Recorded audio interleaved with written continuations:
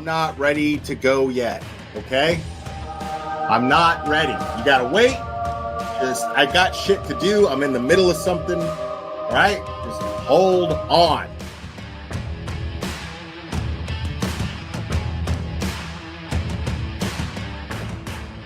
Watch your mouth or don't come in here. Uh-oh.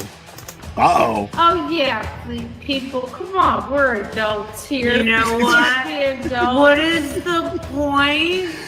Yeah, we're adults here. I got a fucking Burger King fucking thing on my head. We're all fucking adults here, guys. People in my chat, 2 words. What are they? 2 words. Let me see the chat flood. Let me see the chat flood. 2 words. Okay, next caller. Please. Let's get into the meat and potatoes, which translate in American to dick and balls.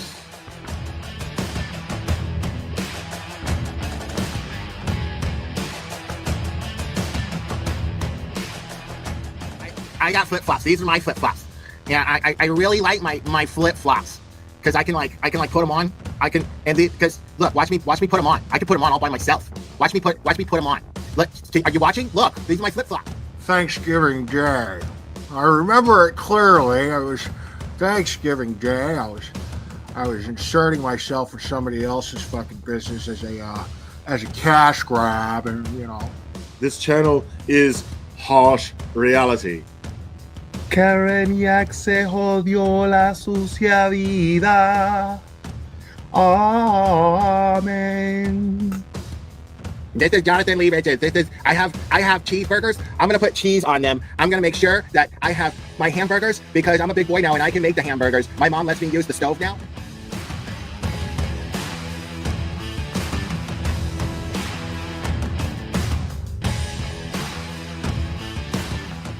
And I'm just like, wow, I like receipts, and they brought receipts. Like they had evidence to back up everything they said. And I'm like, okay, well, there's got to be another side to this, right? Like this can't. No, this is too fantastic. Yeah, because you're not going to just jump to the conclusion that there's a conspiracy amongst cops to cover up a murder.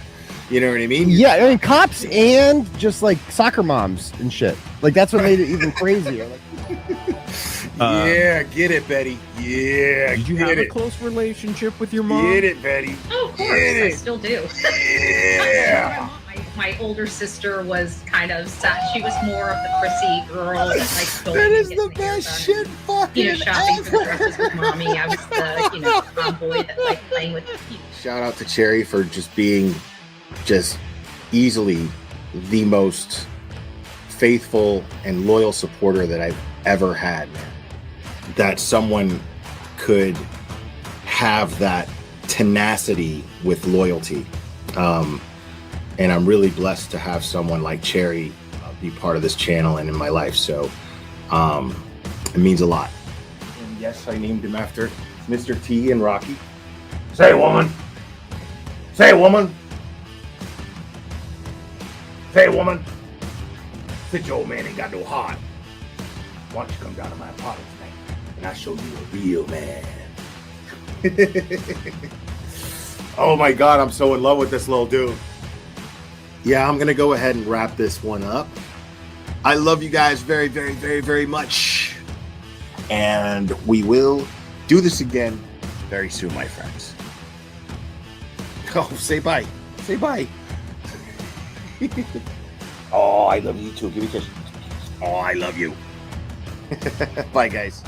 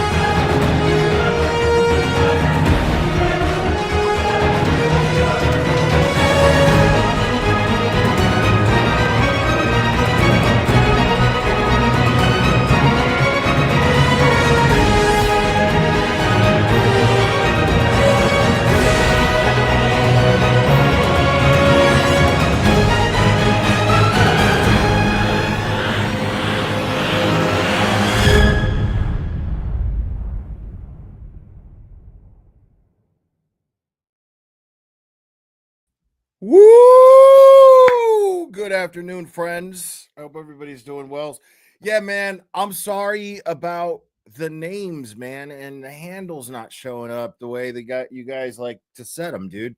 Like, that sucks for you because I know some of you guys are really creative with your names and with your handles, and I I hate that for you. But I'm gonna get to the bottom of it at some point. I don't know. I mean, I'll figure it out. And by figuring it out, I'll have Cherry figure it out, is what I mean. So it's really great to see you guys. I really just missed hanging out with you, so I decided I was gonna go live. We actually never finished going over the Jess Machado and Krusty interview. So we're going to go over that. We're going to finish that up. Eventually I'm going to open up the phones. I do hate that for you, bro. Like, seriously, that sucks. Like I said, some of y'all come up with really cool handles, man, and I like that. Like, I do this thing where I give people handle of the day, give them some applause. Like, I dig that shit. Yeah, I mean, I know I didn't change it to that, so YouTube did it, but there's got to be a way to get it back to,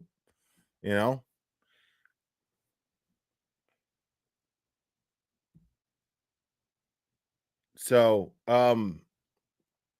but yeah, man. And we're probably going to listen to, if I could find it, I don't even know where to look for it. Alan Jackson called into a radio show and confirmed that that he's on Karen Reed's civil team, and they plan on moving forward. Him and Eliza Little are going to team up with Karen and file federal lawsuits against everybody who had anything to do with all that fuckery that took place in the last 3.5 years. And I'm all for it. I love it. It sucks because we won't we'll only be able to get updates because it's federal, but the other lawsuit, the one that the O'Keefe's filed against Karen and against the Waterfall and CF McCarthy's, that's just ridiculous. I don't see how she's ever going to win this. So yeah, I don't know, like, what are they doing? Like, if the O'Keefe's are trying to avoid criticism, this is not the way to do it. I mean, the thing is like,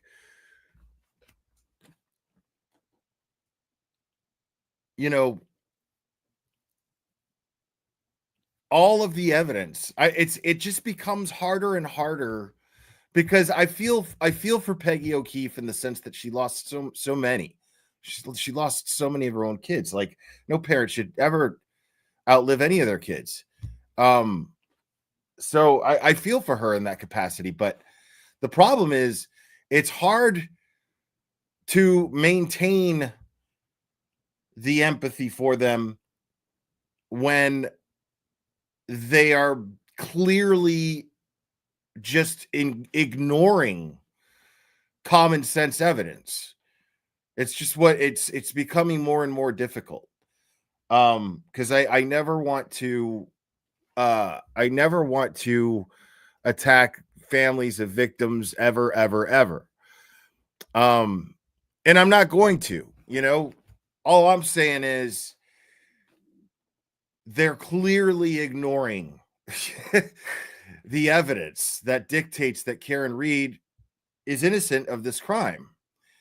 And I've said this before when I talked about, like, at the Waterfall, or sorry, CF McCarthy's, she had the least amount to drink.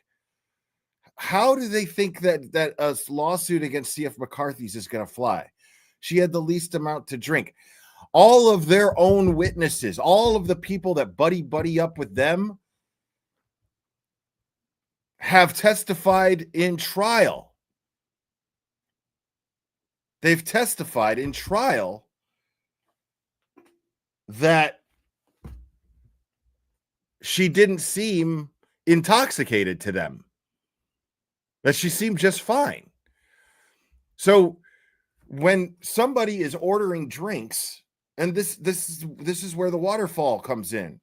When somebody's ordering drinks, they don't cut them off based on how many drinks they order, because they could be ordering for other people. So they don't cut them off based on how many drinks they order. They cut them off based on how they're behaving. If they seem overly intoxicated, that's when they cut you off. But at no point did Karen Reed seem intoxicated to anybody. Not even the people trying to throw her in prison. So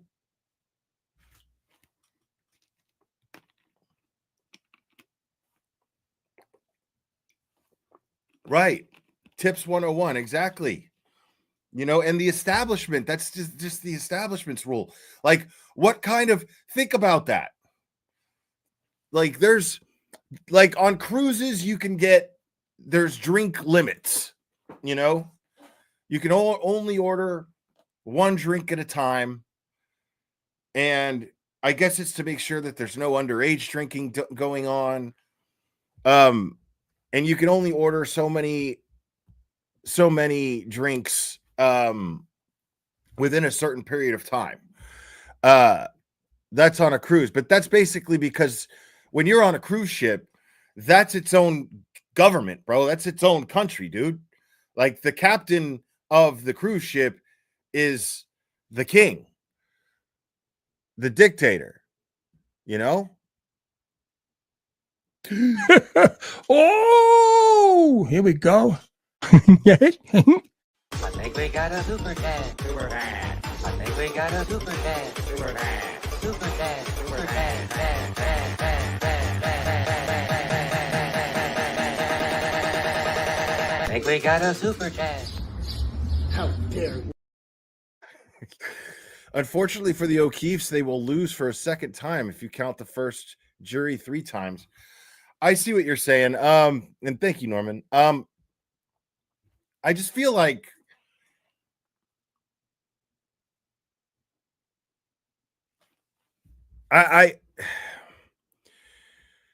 it's just hard to feel sorry for the O'Keefe family right now when they're all chummy with the very people who are responsible for John's death and him not getting justice. It's them, and they're all chummy with them. Like, and all they have to do is go, no, something is seriously wrong here. You know, like, I mean, I would have more respect for them if they were just like, we don't want fucking nothing to do with anybody. We don't want nothing to do with the Reeds or the McAlberts, man. We just want to grieve and move on with our lives. You know, at least that. At least that. But they're just not doing that. But they should absolutely be seeking justice as to what, I mean, look, this proves it, dude. Think about this. This is going to be a federal lawsuit. Okay? Yeah, Cherry, I get that. I get that. And I know you're just, you know, you're one of those people like me. You hate when people don't show empathy towards the victims or their loved ones. I get all that. But this is an extraordinary case. And this is an extraordinary case. These are extraordinary circumstances. Because remember that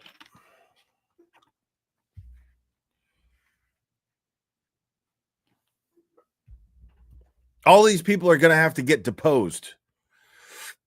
All these people are going to have to get deposed. It sucks because we're not going to be able to see these depositions because they're going to be federal. But this lawsuit that the O'Keefes have filed, they should just drop it. Like, and I'm saying that for their sake. There's no need to put themselves in through any more of this.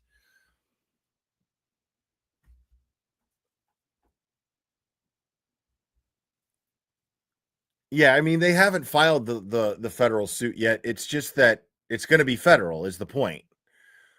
We'll only get tweet updates at best.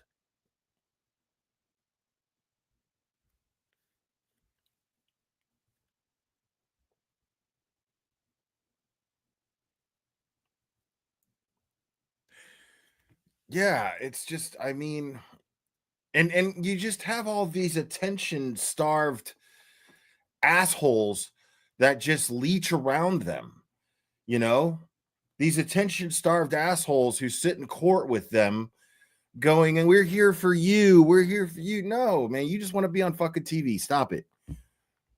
The Taras and the Megabeths, they just want to be on fucking TV. That's it. Barnacles, exactly.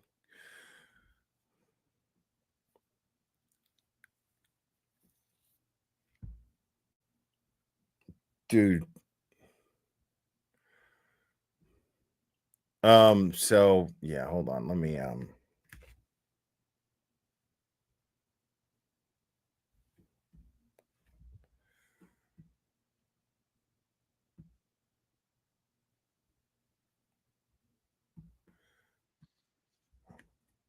right. Let's continue with the Jess Machado Krusty interview. Still a few minutes left of that. We didn't go over. Because we wanted to wrap it up so that because Turtle Boy was doing his first live since he came back from vacation.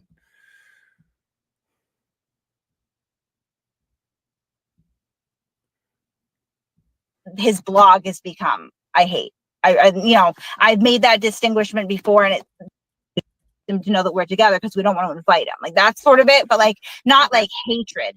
I left the blog, and even when I left the blog, it was definitely strong dislike, but not hate is a strong word for me. I put it up there with like evil, you know, and I say this on Yellow Cottage Tales too, so I'm not adjusting for the audience here. I just honestly, like, those big strong words take a lot for me. I wouldn't say that I don't hate him as a person. I don't really like him, but it's everything that his blog has become. I hate. Okay, shut up for a second.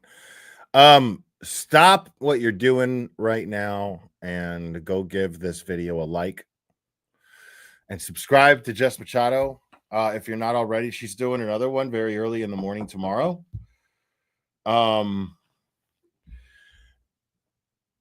So make sure you're subscribed and you get notifications so you can go show her some love tomorrow morning. You know, I've made that distinguishment before, and it's tough to explain, but I hate what this has become, what has been done. I lump like it's become what it is mostly because of you. Like, you bring the ugly part to it. Everything else is okay. We just want answers. We just want answers. If the O'Keefes aren't going to ask for these answers, we're going to ask for them.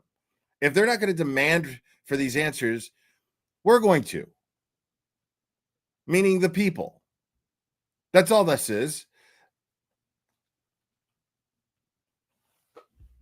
So, oh, it's 8/9. Oh, on the 9th. Okay, never mind. I thought it was tomorrow. See, I'm tripping. But that's why you want to subscribe and hit the notification bell so you know when she actually goes live and you don't take my word for it. everybody in together, honestly. So like, there's free Karen Reed for me, and Aiden is a part of that and might even be the driving part of that, but it all gets swept up into this sort of like gelatinous blob of toxicity that I really, really strongly. Bro, you're a gelatinous blob of toxicity. Stop it. dislike. Do you ever like envision yourself at a point in time not thinking or talking about him? Yeah. Yeah. Where is that going to be? When? How far away are we from that? Probably about 6 months to a year. I think at that point nobody's going to be talking about him anymore. But I mean, this is wait. Oh, You've had me all this time. I think this has been going like great. It's better than I expected. You want me to think that nobody's going to talk about Aiden in a year? I would put money on it. Why? Everyone is going to be talking about Aiden in a year. Everyone is. And the fun part is she's going to be one of the biggest reasons why everyone's going to be talking about him. Because when this documentary comes out, if this documentary is about Turtle Boy, there's going to be a spotlight. I just can't imagine there not being a spotlight on people like Krusty Panties, Grant, Plevin, Kim Fair. Like, I just don't see that happening, you know?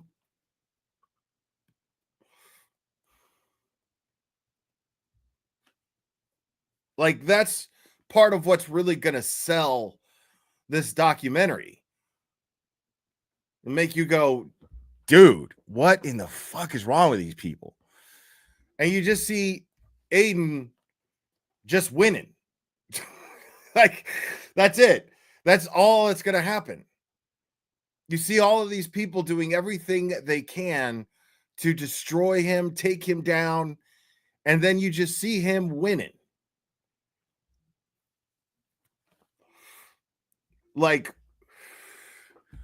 let me go over something here real quick, folks.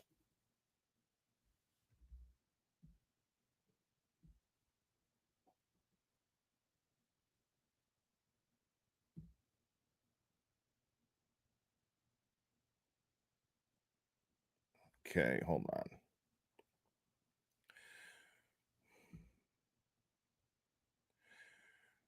Do I sign in with...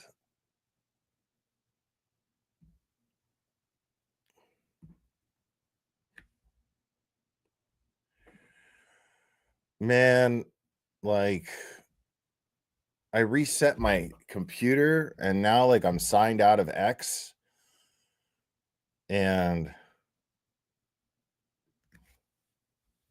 there we go. I just don't remember my password.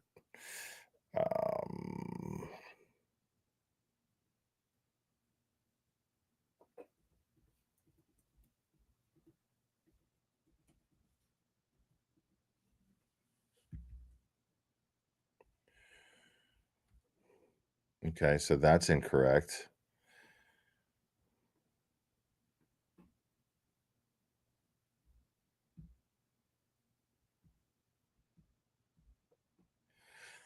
Dude.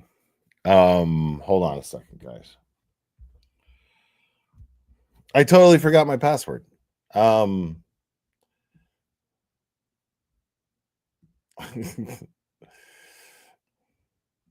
on.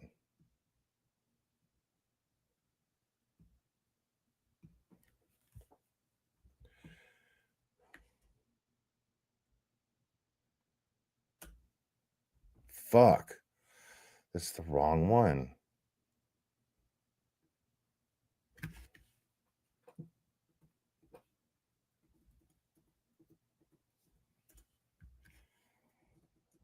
I'm going to get locked out.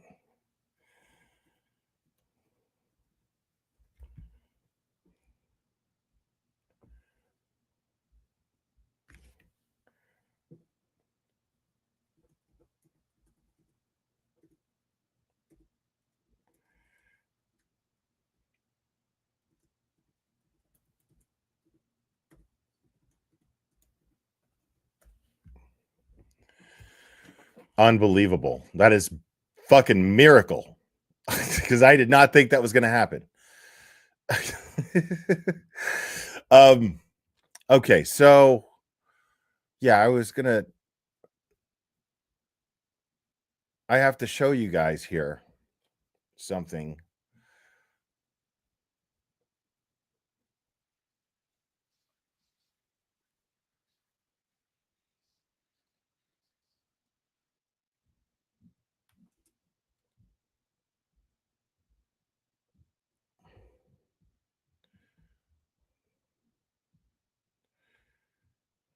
So here is Turtle Boy following Michael Proctor and his attorney.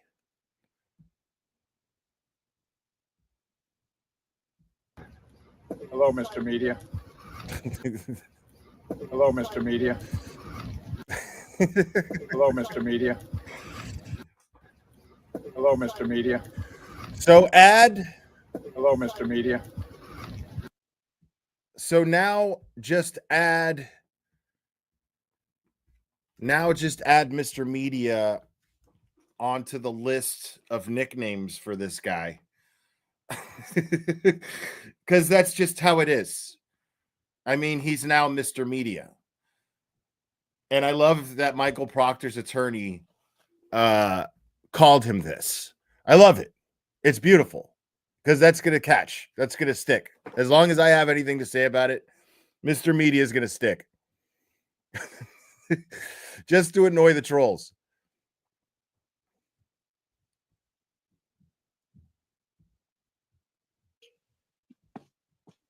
Well, I shouldn't say talking about. I would say that he probably is going to have less room to talk back. I'll put it that Are way. you saying you think he's going to jail? I do. Wow. So let's do the prediction because this will be memorialized. You think he's going to go to jail as a result of his charges for the witness intimidation? And related, yeah. How long do you think that's going to be? How long is he going to be away? Oh God, I've always said I would say 1 to 3. You think he'll be fine if he does? No. Why? Well, he's a weak person, so I know that he didn't handle jail. And honestly, It's so funny because it's just so funny that she basically is just all she's doing is projecting her fantasies. There's nothing about this, about Mr. Media's case that indicates that he is imminently facing jail time. Just his charges and just the fact that they're able to twist anything that they want. Based on those things, sure, but based on right and wrong and based on the Constitution, based on his First Amendment free speech rights, then no, there's no way that. I mean, this is the thing. If Mr. Media gets locked up, that's going to piss a lot of people off. It's going to make a lot of people mad because it's very public. Why do you think so many of us are going over it and memorializing it, as Jess Machado just put it? Why do you think so many of us are doing that? We're doing that to make sure that the world sees the kind of fuckery that's taking place in Norfolk County and the kind of shit that Mr. Media has to face. All she's doing is projecting her hopes and her fantasies. There's nothing that indicates that. I get that if he had done these things and he was this menacing person who was deliberately trying to intimidate witnesses. No, man, I get that. Then I'd be like, oh shit, okay. I don't agree with it, but I'm a little worried.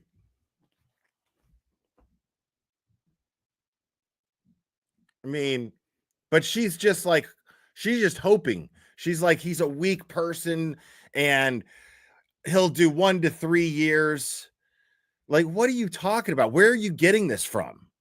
Why are you talking about this like you're some sort of expert? And this is another thing that I don't think people realize about me. This is not the only online feud I've ever had. I've had several, and I always kind of approach them the same. Josh, I'm so shocked. I'm so fucking shocked that you're no stranger to fighting with somebody and having some sort of weird mortal enemy online. I'm so fucking shocked by that. That's what people like you do. That's your MO.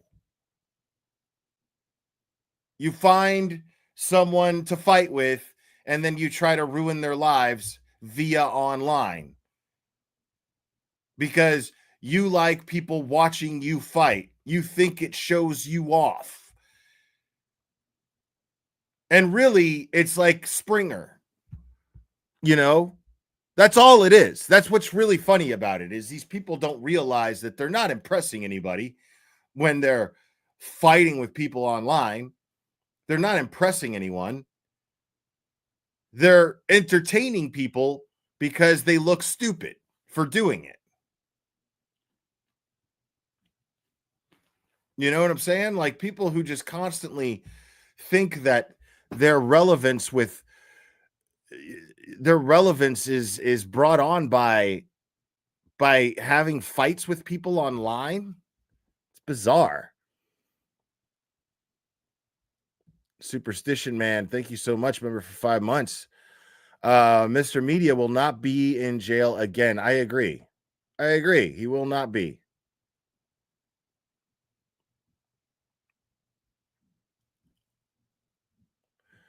And Nero Nanny and Wallflower gifted memberships earlier on. Thank you so much, guys.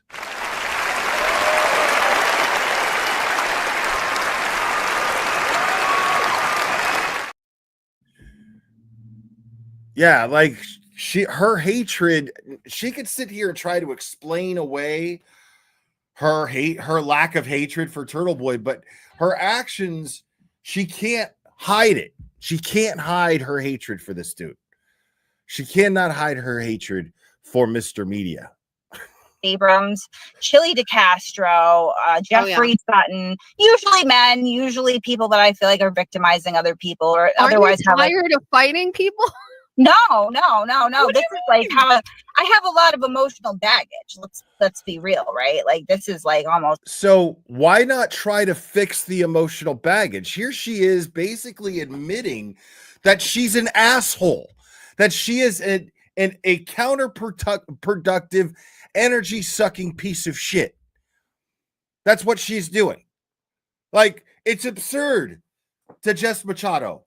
It's absurd to her. She's like, don't you get fucking tired? Ain't you tired? Don't you get tired of this shit? Fighting with people. What? That, like, the thought of living my life the way that she does is fucking exhausting, dude. It's fucking exhausting. Just thinking about it.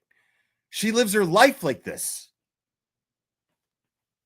And she's like, then she dives right into this weak ass excuse. Well, I have a lot of emotional baggage, as you can tell. Deal with the emotional baggage. Find a way to manage it, as I did. Find a way to manage it. It's much more rewarding, I promise you.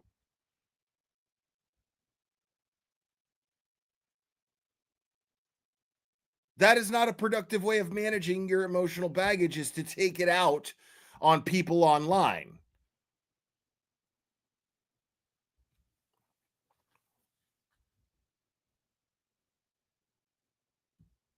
It's my therapy. Trauma. Right.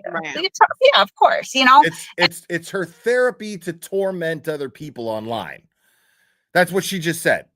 It's her therapy. That's twisted as fuck, dude.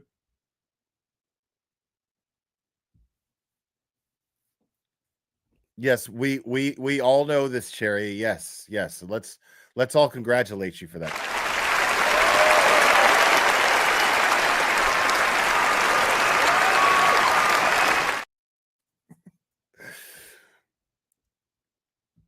I mean, right there, she is freely admitting, not just freely admitting, but bragging that she fights with people online as therapy, that she torments people online as therapy for her emotional baggage. What an asshole. Like, how do you not get tired of being such a fucking asshole? The fuck is that?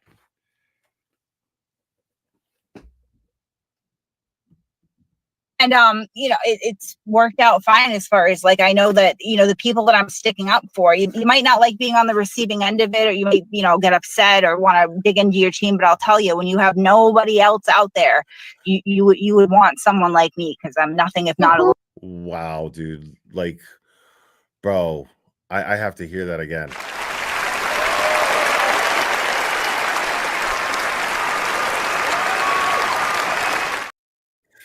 Thank you, Liz, for your always generous gifted membership. Appreciate that. This is wild, bro. I have to hear that again. It's worked out fine as far as like I know that the people that I'm sticking up for. You might not like being on the receiving end of it, or you might get upset or want to dig into your team. But I'll tell you, when you have nobody else. So what she's doing right now is saying she's justifying it because she's saying that she's sticking up for certain people. Like the kind of people that I'm sticking up for. The kind of people that you're sticking up for are fucking murderers. They're cop killers. They're pieces of shit. That's what they are. Or they're complacent to it. So that by definition makes you a piece of shit. Like by default, it makes you a piece of shit. Out there, you would want someone like me, because I'm nothing if not a little bit tenacious. But so who's advocating for you? Like, you're doing this for other people, and you're saying, like, if you want. Great question, Jess. Somebody out there being on your team, who's advocating for you? Who are the people that are? Nobody. I don't need that. I don't need that. I don't want that. It's not up to you, though. It's not up to you. You think Turtle Boy?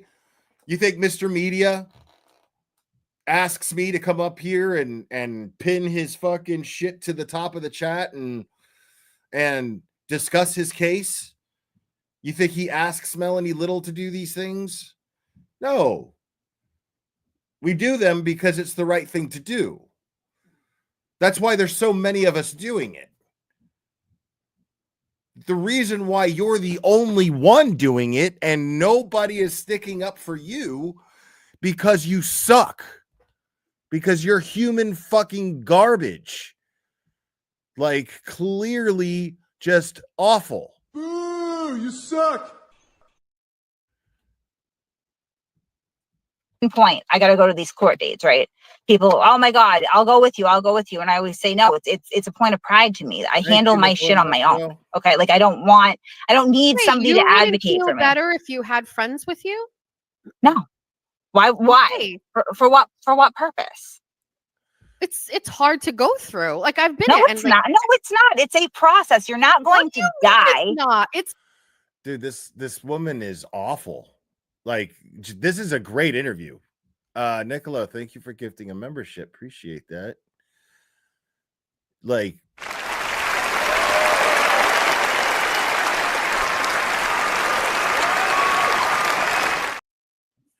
let me tell you guys something. Okay. See, she's trying to pass her shit off as kind of how I live my life. Like, I truly, truly enjoy my solitude. I do. I get lonely sometimes, for sure. Like, I wouldn't be human if I didn't. But I do truly enjoy my solitude. But I have one person who I speak on the phone with pretty regularly, and a few people who I text back and forth with. But I also have some people that I consider friends now. And that's the thing is I'm a big believer in this. Like, I have made friends in this community on my end. Okay. Now, I'm not saying that those same people consider me to be a friend necessarily, but what I'm saying is those people that I consider friends can expect of me what any friend of mine can expect. Anybody who I consider a friend, they can expect of me what any friend would expect. And that's all me. I don't need the validation of someone going, well, I'm your friend too. I don't need all that. I just know once certain people earn respect with me and camaraderie has been established, we get along. At some point, I will consider that person a friend, where they can take comfort in expecting from me what any friend can expect of me. So,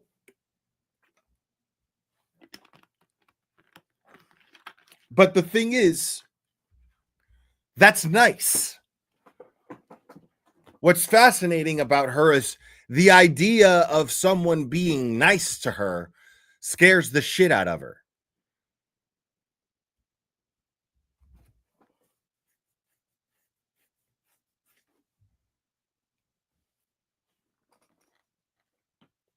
The idea of caring for someone scares the shit out of her.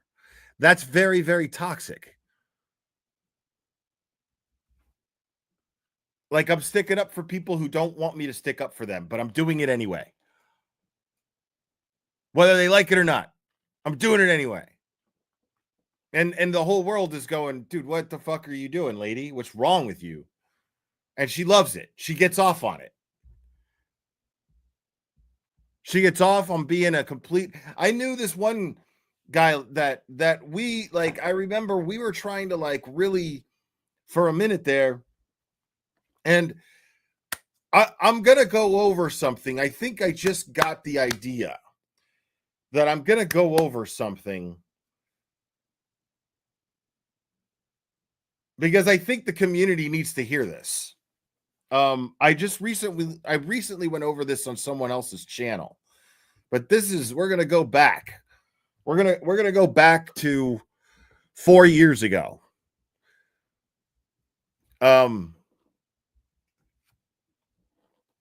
After this interview is over.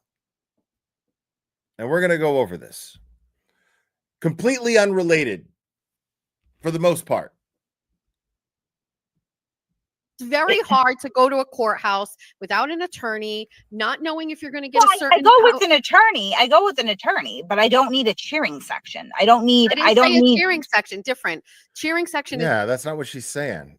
And Cherry is not happy about the fact that I'm going to go over that again, but I think it's necessary. It hit different when I was listening to it the other day. It hit like way different. It was wild.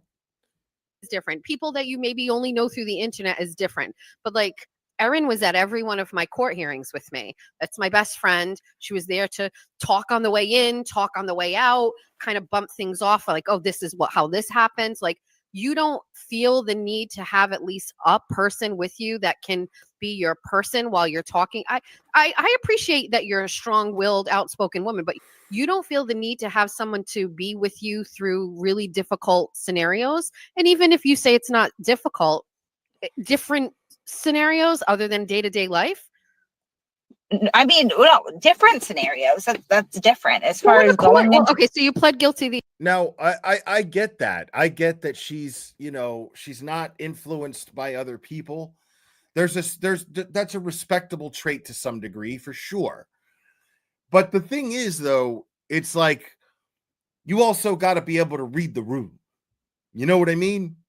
Like, you can't just go the opposition of the room after you've read it, just to go the opposition of the room. That's toxic. That is dangerous. That is not indicative to someone who's trying to do good things.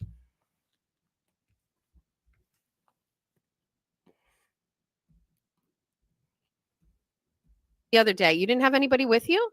No, I had my lawyer with me, and I went and met up with somebody afterwards to talk about it. Right? Like, do you have family? Yeah, I mean, I have a family. No, I'm sorry. I mean, do you have a mom or a dad? I do. I have a mom. Yeah, I have parents. Are you close with her or extremely? Them? My mother mostly. I'm very, very close to my mother. What does your mom think of what you do? Does she know what you do?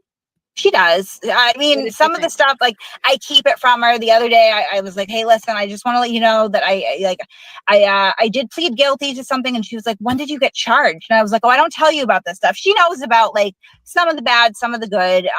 You know, my mother was a very outspoken woman herself in her youth, like, you know, arrests for protesting. Really?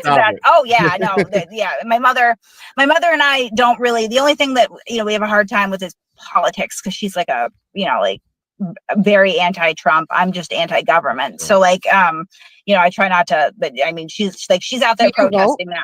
What's that? Do you vote? Yeah, I do. I vote. I vote Libertarian though. Did you vote for Trump? No. Did you vote for Kamala? No, I did not. So I always vote Libertarian. That is, so we got up to 2.5% of the popular vote. I think it was this election. That is my own personal protest, because I do not believe in the two-party system. She's starting to piss me off. Like, because I lean libertarian. I don't know if you could tell, me being so hyped about what our forefathers had in mind for this country. I lean libertarian. Okay. And I'd love to know as a libertarian, because if I was Jess at this point, I'd be like, if you're so pro-libertarian, I find it weird that you're dedicating your entire existence as of late to shutting someone down for speaking their mind. It's very interesting to me that you would vote libertarian, and so strictly vote libertarian, and you don't seem to give a flying fuck about what it means to be a libertarian.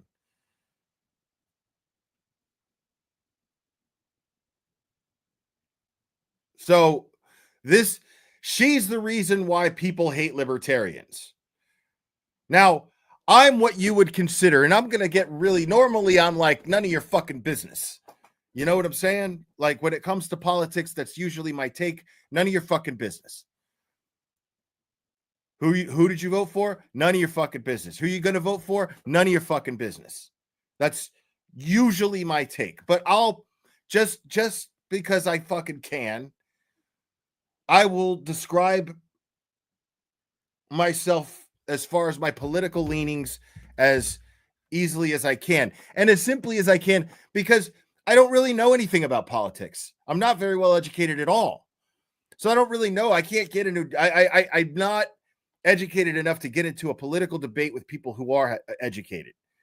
So I know very little. I know what I know, and then I make my decisions based on what I know and what I understand. So, but I am what you would refer to as a left-leaning libertarian. Like, I'm a liberal in the truest sense of the word. Okay. I don't give a shit if gay people want to get married. I don't give a fuck about that. Who cares? Let them. Now, I'm not all go do it. I'm like, I don't care. I am as much of a live and let live kind of person as you could possibly be. I don't think that men should be making decisions over what women do with their bodies. Personally, that's just how I feel about it. I don't give a shit if somebody wants to be, I don't care if somebody wants to be called she and they've got a dick. Okay, man, I'll refer to you as she. That's cool. You know what I'm saying? It's okay. If that's what you want, right on. But you're not going to convince me that there's more than two genders. I draw the line there. Stop it. That's crazy. Don't be crazy. That's crazy.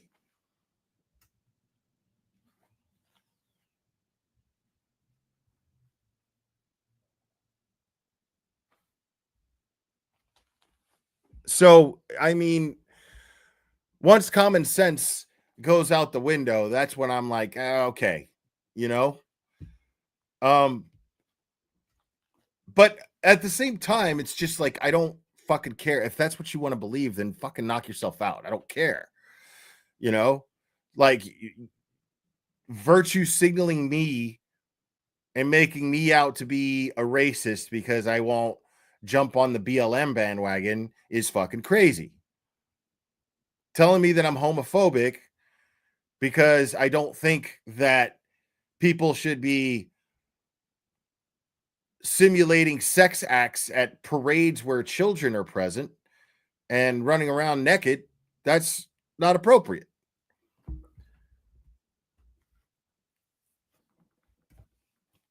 So, and I remember there was Bill Weld who was running with Gary Johnson. Gary Johnson was was running, and Bill Weld was his running mate. And I always thought that was weird. I was like, why wouldn't Bill Weld? Bill Weld is way more qualified. Like, I'd rather vote for him because Gary Johnson was a stoner and would say the most outlandishly weedish things to say. But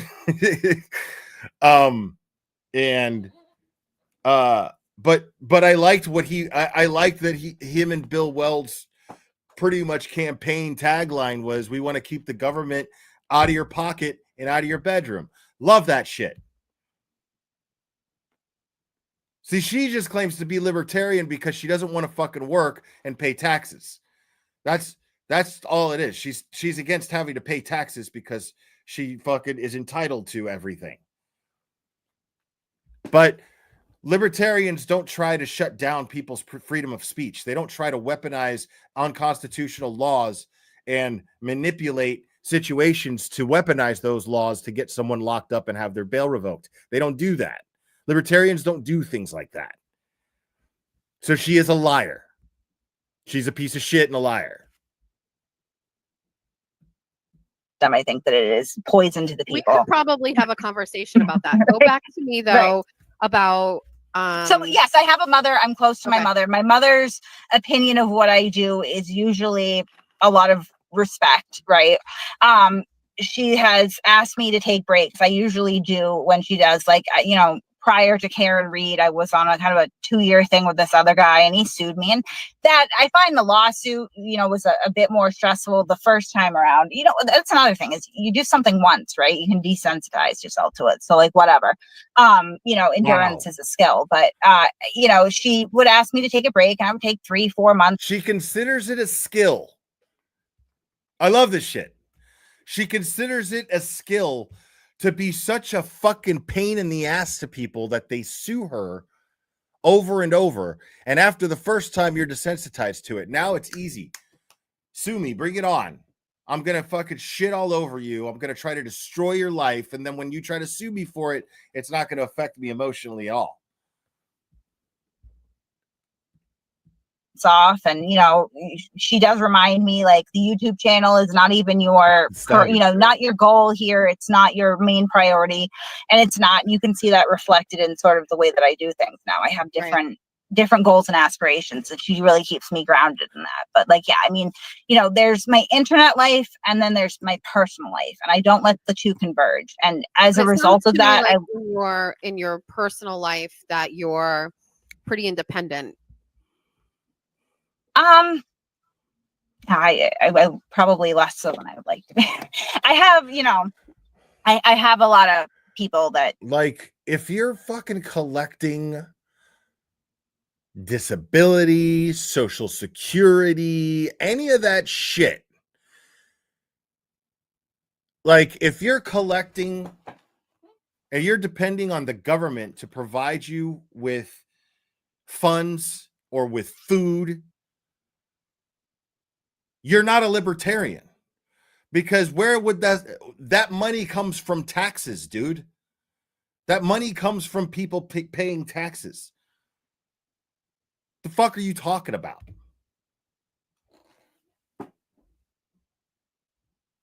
This woman is the most full of shit person I've seen in a long time.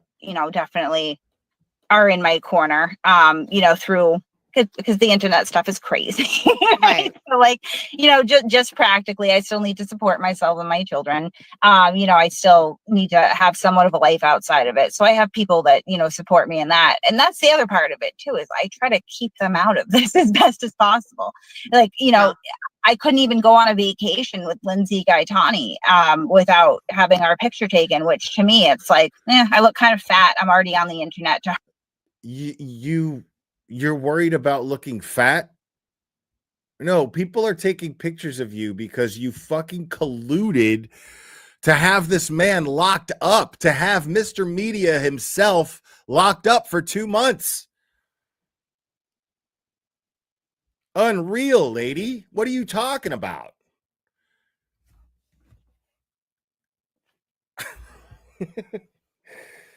That's wild, man. That's wild. The delusion here. It's like I couldn't even go on vacation. People took pictures of you because you're fucking shitbags. Her, it was like really upsetting. And so wait, you know, let's back up because you mentioned her. I wasn't going to mention her, but you did. Who gives a fuck that it was upsetting to fake victim? Who gives a fuck that it was upsetting to her? I don't feel sorry for her at all, bro. The person I feel sorry for, one of the people that I feel sorry for the least, like she's in the top 3 or at least top 5 of people I feel sorry for the least would be fucking Lindsay fake victim Gatani. I don't feel bad for her at all. That woman's a fucking nightmare, dude. Like, she's a fucking nightmare. She doesn't even care. Like, I've dealt with women like that where most of the time, whenever there's people seeing it, they switch and they act like the sweetest, kindest person in the world. But it's when I'm alone with them where they turn into the most violent, irrational, outrageously fucking abusive people that you've ever seen. And the gaslighting that takes place when they're around, you know, your other loved ones and shit like that, where you're just like, oh my God. Like, an example of that is like the cable guy. You remember when Matthew Broderick was like sitting there, like they're hanging out with his family and they're playing fucking porno password. It's surreal. This guy's been tormenting him for weeks. And he's just got to sit there and watch his family be fooled by this guy. You know what I'm saying? Like, but Gatani doesn't care. She gets recorded and she's like, whatever. She doesn't give a fuck. This guy's recording her while she's planning herself in his car. She's talking to people on the phone when she cuts somebody off and pulls a weapon and goes after them with her kids in the car. Like, she just does this. She just, I mean, without giving a fuck how she's perceived. Like, she's a kamikaze psycho. The worst ones are the diabolical ones, man. The ones that know how to manipulate everybody around you, make you seem crazy, make you seem like the aggressor. Those are the worst ones. Because you're just not, you're like, dude, you're not fucking getting away with this shit. You're not fooling me with this shit. Stop it. You know what I mean?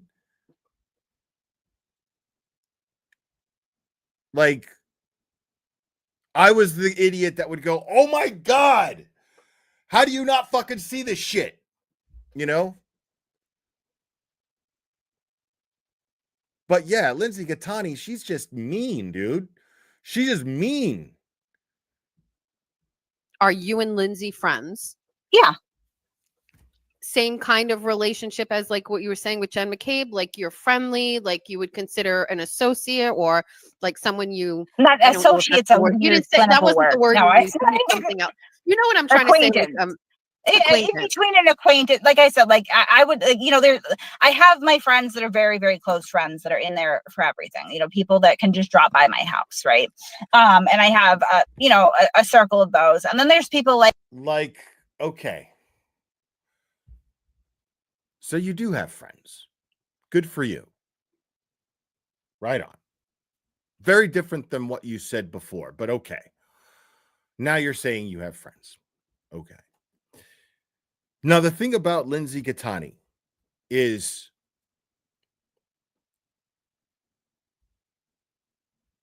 she's not the type to ever hit rock bottom. Okay. People like her don't hit rock bottom. The reason why is because there is no rock bottom. There's always going to be some stupid guy that's going to take care of her. There's always going to be some desperate, pathetic dude who's going to let a woman like that walk all over them, use them for money. Always. These are the worst types of people.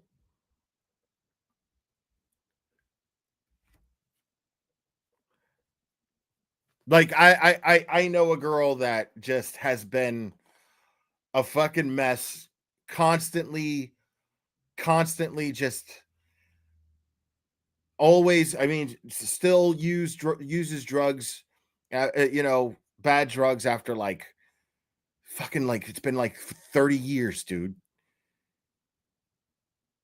and is always, oh man, can you help? That kind of shit. Like,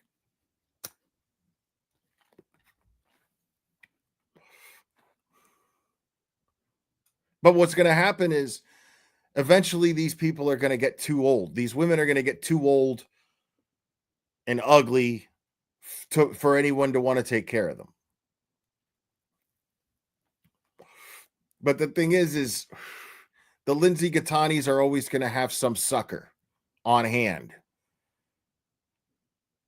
Always. And the scary part about that is, as long as she's enabled, it is what guarantees to me that someone is going to get physically hurt around her, whether it's her, whether she brings that out in somebody else, or because, I mean, imagine that. Imagine someone who acts like that and doesn't have the patience that Aiden has, doesn't have the patience that the other guy had that was in jail, that was filming her from his car. Imagine.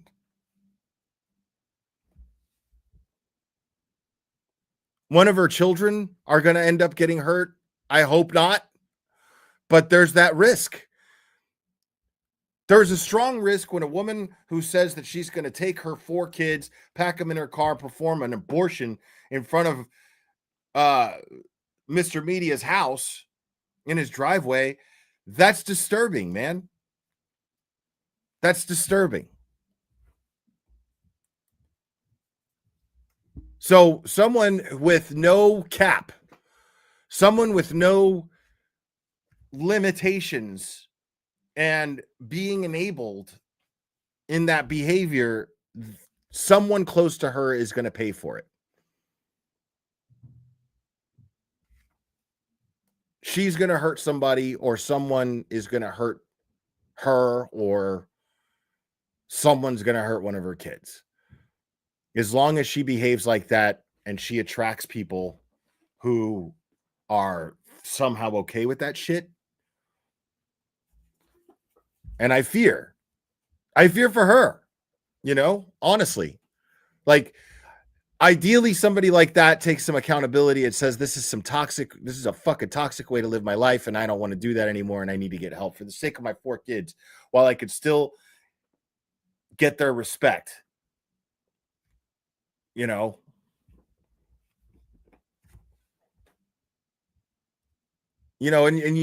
somebody who hangs around, you got someone who acts like that and then gravitates towards this toxic individual here. Like Jen or, some other people that I've met, not just through this either, because I tend to when you're in here and you're picking up and trying to support people in a tough time in their life, you tend to form a bond that sometimes transcends it. So I've, met people throughout the years that I, are still friends with today. You didn't support people. That's not what you did. You went after people. You didn't support the O'Keefes. You went after Aiden. You went after people who support Aiden. That's all you did. You just attacked Karen Reed and Aiden. You didn't support, like, the people wearing pink. Those people were supporting Karen Reed. They were there. Scott McGinnis was there every day. That's support. You showed up one day just to cause a ruckus and get in front of TV cameras. You showed up that one day. There was like 5 of you. Five of you meth head looking motherfuckers. Food stamp 5 is what Mr. Media referred to you as at the time. Food stamp 5.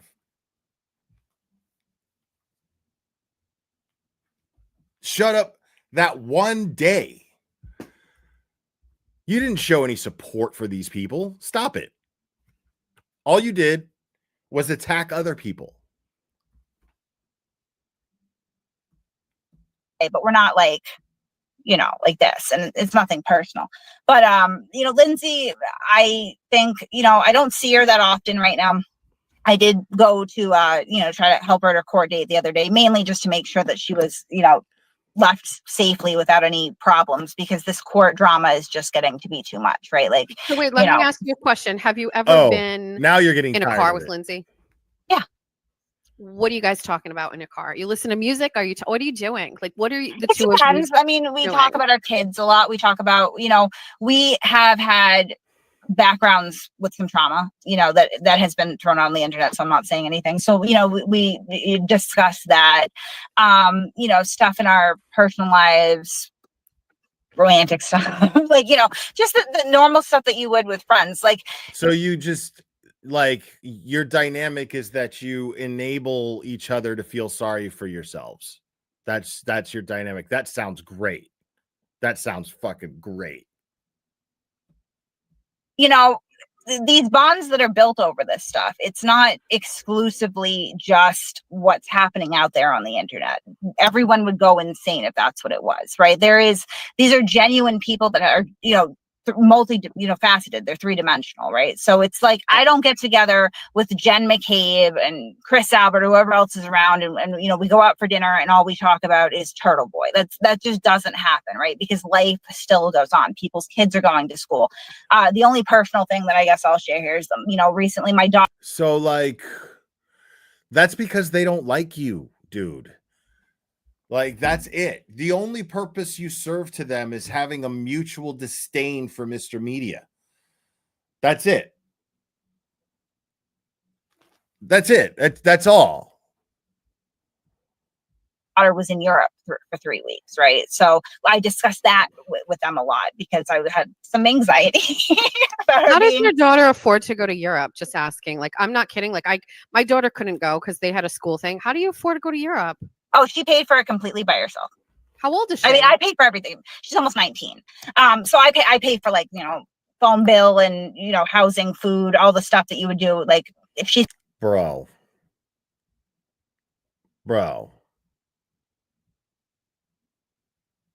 You're lying. And you're a piece of shit. I don't believe that shit for a second. still somewhat dependent on me, but she does work and then does her She doesn't classes. go to school. She's out of school. She works. No, she's in school part-time right now. But she works as well. So she just saves her money. And then periodically when she's on break, she just takes these, you know, incredible vacations. And so they've progressively gotten like further, like it started in the States and then it was like a, you know, Caribbean country and then they went over to Europe. So I mean, that dominated my conversation. She just got back on the 27th actually. So like, you know, from the 10th when they left to the 27th, if you were to be listening in on it. Dude, I totally just fucking just looked into how much it would cost to go to Europe. And it's a lot. It's a lot. How old she say her kid was? 19? I just don't buy that shit. In my conversations with Jen McCabe or Chris Albert or or Carrie Roberts, those are the people that I'm really closest to, it would be dominated more about like, where is my daughter? What is she doing? How many pictures did she send? Oh my What's up, Tom? It's good to see you, buddy. God, a rickshaw driver just ripped them off in London for $500. And right. Like, that those were the conversations at the time. It's not dominated by this because it would crush them if it was. Right. You, I guess we talked about restraining orders, HPOs. I don't want to go back to that. I had in my possession all of Lindsay's documents in her whole life. Yeah, I that's remember disgusting. you messaging me about publishing, which, by the way, I never did publish, only because I was a little concerned about the timing of when I got them, and I didn't want it to be in violation of the order where everything was sealed. Do you think that every restraining order that Lindsay has had, which has been documented with all of these guys, has been appropriate? Oh my God. Wait, yes or no? Oh my God. Listen, those are Wait, I don't know what you mean by, oh my God, you mean yes or oh my God, no? Oh, like, that's just a really off-base question. I'm not Lindsay, No, it's not. number one. Number two, like, I mean. No, it's not. You review the evidence. You show up to the court hearings. What the fuck are you talking about? It's a simple question. What's your opinion? Do you feel like she's just throwing around these bullshit HPOs and restraining orders or not? Like, get real. Stop it. Oh my God. Answer the question. What's the problem? It's a simple question. The fuck, these are domestic violence restraining orders with intimate partners. Okay.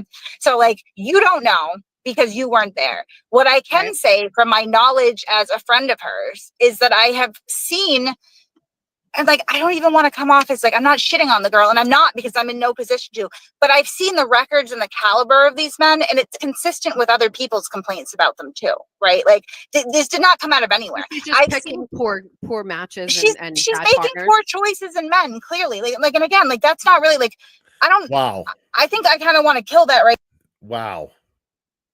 So your friend, who you were claiming is a legitimate victim, is at fault. Got it. Right there, because it's like, why? Like, would you want your personal life discussed like this when no one's here? Oh, you mean just because? You're No, just it's. I mean, you brought it up. You're avoiding the question. Stop it. It's just like it's very public. It's fucked, and people are so shitty to that girl. Why? Because she dated Aiden and they broke up. Like, I mean, that's it. Like, nobody would even know who she was if he didn't announce, the whole thing. Talk to Ken Mello. Well, she had. Listen, we wouldn't know who she was. I mean, he's reporting a crime is not a crime. Okay, like this is the crazy gaslighting that goes on. If you listen to both of their, but it wasn't. It's not a crime to report a crime. Sure. It's a crime to report a false crime, and it's very suspicious that she didn't call 911, but called the special prosecutor assigned to Turtle Boy's case.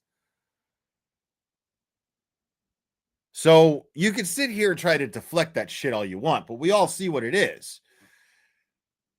A crime that didn't take place, that's falsely reporting a crime. So then you called Ken Mello and not 911. Why would you do that? Sides of the story, they agree on like 85% of it. They stop short at whether or not there was criminal conduct.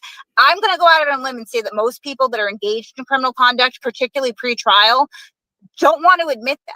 Right? Like, that's why you really shouldn't discuss cases at all. But if you do, you're probably not going to be like, yep, I did it. Like, I'm willing to accept the things that I do, but I'm a fucking basket case, honestly. Like, most people, like, it is normal and self-serving and like the proper decision to either not speak about it at all or not accept responsibility.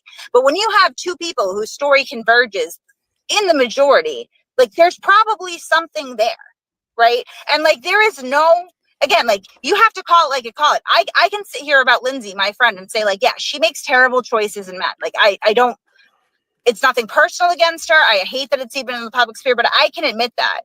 You need to be able to reflect on your side too and go like, is it a good idea if somebody contacts you, and I'm talking about the royal you here, this is hypothetical so that we don't play any fuck games later, but you know, if somebody contacts you and says, hey, I have a subpoena and I'm supposed to testify against you, is it a smart idea to go over to their house and convince them not to do it? Is that a rhetorical question?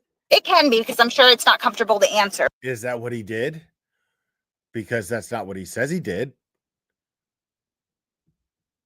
But I think we both know the answer. I 100% think he should have never gone. I think he should have listened. Right. We all agree that he shouldn't have gone over there. But most of us, or at least I can't speak for anyone else, but I feel like I fully understand why he did. I don't blame him for doing it at all. Like, I'm not one of these people that's going to be like, dude, man, if you just hadn't gone over there, man, fuck. Like, of course. Was it unwise to discuss it with your attorney and then do exactly what your attorney told you not to do? Of course, that's unwise. But the thing is I understand why he did it. There was pretty much no choice. His manhood was being tested by the universe. You know what I'm saying? What do? Fuck it, man. Jail is jail, but I can't. She's got 4 kids over there. She's going to take some abortion pills. The right thing to do is to be there for it. You know? Fuck a subpoena. Fuck all that. You know? I get it. So it's just ridiculous to sit here and be like, oh my God. Do you think it's wise for him to go over there? And because she got super defensive. It's pretty interesting. To his attorney and not gone. However, I don't want to delve too much in this because I agree Lindsay's not here. I'd love to interview Lindsay, by the way, but I think that her talking to Ken Mello and that whole situation and everything I know is wild. Kate, yeah, A wild. crime victim talking to the prosecutor is wild to you. She was texting him when he was there. Yeah. For help, as far as I understand, for help. Why not call 911? Hey, Peter, if I need help, I'm calling 911 or I'm calling somebody else I know. I know a ton of. I'm not calling Ken Mello. What? Right. And what happens if you call 911? Okay.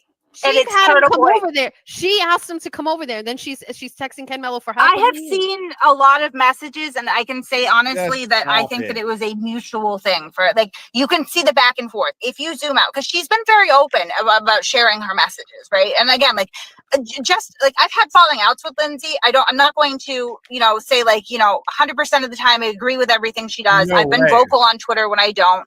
It's nothing major. I don't. 2 of the most toxic fucking people I've ever seen in my life actually had falling outs. Get out of town. I think she's a bad person, but she has poor judgment sometimes, as do we all. I'm not exempting myself from that. We'll exempt you, Jess, because I don't really know, but I don't always. I'm perfect. Right. You take souvenirs without paying for them from establishments. No. I have a friend who takes drinking glasses every time we go out. Like, she'll come from New York and takes drinking glasses. I'm like, oh my God. Yeah, I'm too scared, but anyway, I don't agree with everything. I don't with Lindsay. However, she's been very open with sharing like their communications. I've seen just about all of it. And what you see there is a toxic relationship where there is a push-pull situation. So he wants to go over there. She doesn't really want him to go over, and then, he talks to Bradel and Bradel says, no, you shouldn't go over there. Now he doesn't want to go over there. Then he changes her mind, so it's a very push and pull back and forth situation. So to say that like she invited. I don't believe anything she says, especially if she's saying Lindsay's side of the story. I don't believe anything. And on top of that, why would I not believe the recording that I heard several times? Why would I believe anything she's saying and avoid the fact that there was a recording that completely contradicts all of this? him, therefore she somehow set him up. And I can say with a completely straight face, I had no idea that any of this was going on, because she's talking to me at this point, telling me I don't want anything to do with him, which would be the natural thing to say to me. And I'm not saying that she was lying as much as, you know, vacillating, right? You see that I'm pulling back, and he the same, because I've seen their messages. You know, he did threaten to kill himself if she left him at one point. That's on video. It did happen, right? And like, again, like, that's their relationship. You know, how much do you delve into it? Because we're all guilty of this. I've been in toxic relationships too. So like, I'm not even, but like, it's more nuanced than that. And at the end of the day, regardless of who made the final decision as they're going back and forth about him going to her house, he was not held at gunpoint. He was not held at gunpoint. But on the other hand, she's getting a lot of pressure saying, I have this intimate information about you and your children, Lindsay, and I've seen these messages, and I'm going to release it. If you don't do this, if you do that, I am going to release that. If somebody did that to me at this point in my life, Petty Patty, I'm glad you're here. You're going to love what I'm going to go over. I would be like, whatever, you know, like, okay. But I can understand why that was horrifying to her. It's a form of pressure. It's a form of control, right? So like, he had leverage in that situation. She is a poor single mother who has a trauma history and a lot of problems. And again, I'm not saying anything. Bro, she's a thotty, dude. That's it. She's a thotty. Side piece. She's a thotty. You don't fall in love with people like that, bro. Not if you have any sense or any self-respect. Not if you have any self-respect at all whatsoever. You don't fall for someone like Lindsay Gatani. You just don't.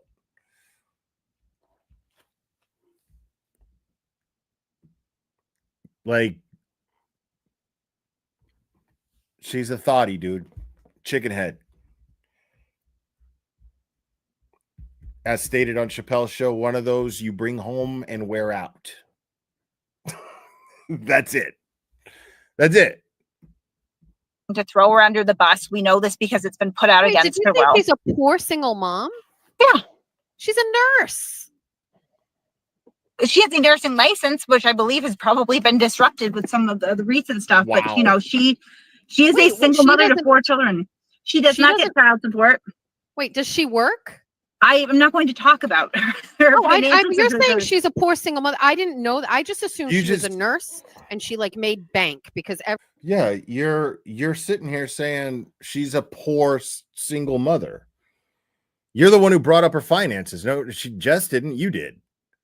Every nurse in my life makes bank. Her children are provided for. I've obviously been, you know, I've been to her home. Like, it's clean. It's well furnished. They have food in their fridge. Like, I don't want my viewers to be disappointed in my lack of knowledge on this. Like, I'm not like offending anybody. I sincerely I knew she was she can't easily afford, like, she's not in the position that Aiden is, right? Where, you know, he, at least until recently, had a, you know, 2-parent household. His wife made consistent money. He made money when he could, where he could. They owned a home. You know, that is not Lindsay's situation, right? She already comes from like like there's a power imbalance in that relationship right off the rip. I mean, listen, I've dated like, rich men. She's trying to sit here and act like fake victim is a victim of financial abuse from Aiden, from Mr. Media. That's a crock of shit. That's a crock of shit.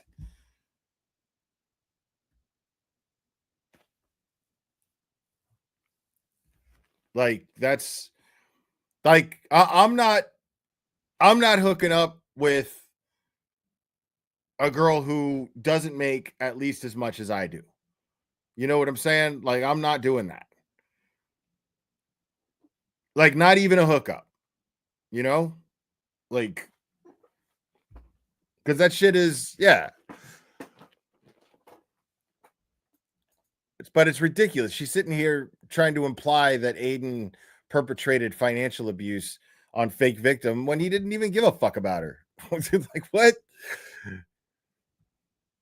and poor men, and there's no I don't know why we're getting into the semantics of his money, and his money or what he has you doesn't were give really him any interested in the leverage semantics of over her.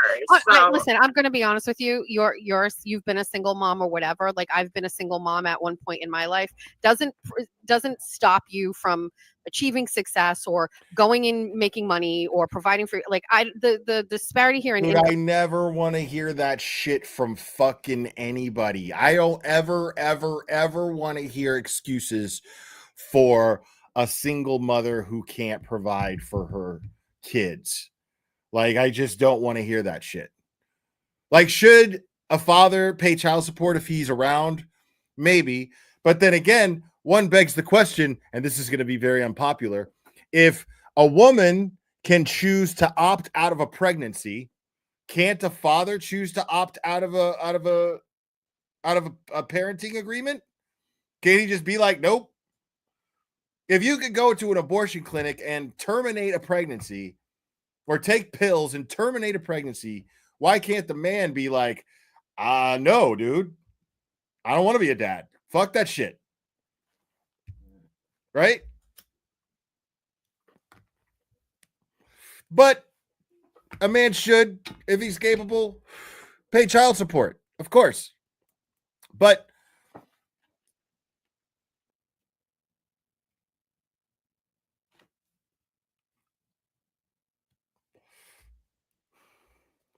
the thing is, like, I don't want to hear this shit.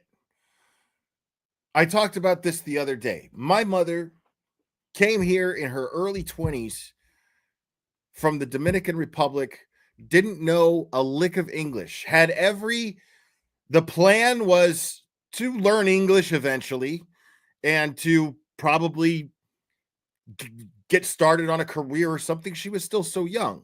My father was significantly older than she was. They got married. They met while he was on vacation, Dominican Republic, I think, or a business trip, not sure. Fell in love, got married in Dominican Republic, and my mom comes over here with him. Me and my brother are born. She's basically a housewife. And she doesn't know English still. My brother is 3, I'm 1. My father just up and collapses from a brain tumor that they just didn't know was there. They didn't have CAT scans. They just didn't know that he had a brain tumor. And they tried to remove it and he didn't survive. So here's my mom now in literally smack dab in the middle of the United States in St. Louis, Missouri. And it's 1976.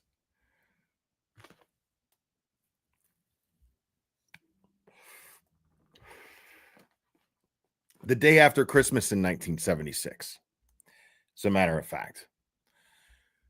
And so my mom always provided. Now, there were issues that took place in my childhood that happens with a lot of families. But my mom worked her ass off.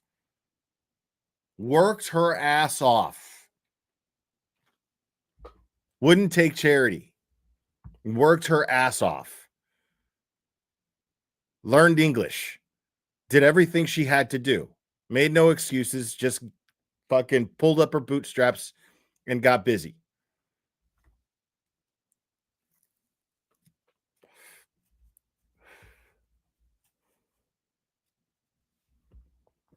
And I turned out all right. At the end, my brother turned out all right. Great, actually.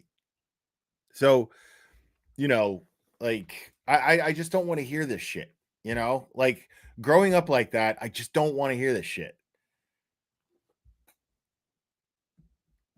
means nothing to me. You said poor single mother. I actually would have never described her as that. I thought she was a nurse with 4 kids. I did not know that she was poor. I didn't know that she didn't have money. I mean, if I'm basing it on how she dresses, I mean, maybe, being a but nurse I with didn't know 4 she was kids poor. is not like. I mean, what do you think that looks like? You said she's a poor. Before my mom retired, she met President Obama. Like, through her job. She met with President Obama. Like, I don't want to hear this shit. Like, I just don't want to hear these bullshit excuses. Single mother, and I actually would have. I did not expect that. That's all I'm saying. I thought she was a nurse, and I have Okay, but you keep saying like that, like it's mutually exclusive. I'm just curious why. What? Like, She's a nurse? that she either is a nurse or a poor single mother, and you can't be both. I mean, Well, if you're working as a nurse, she's got 4 kids and no child. What she's implying is that you shouldn't be both.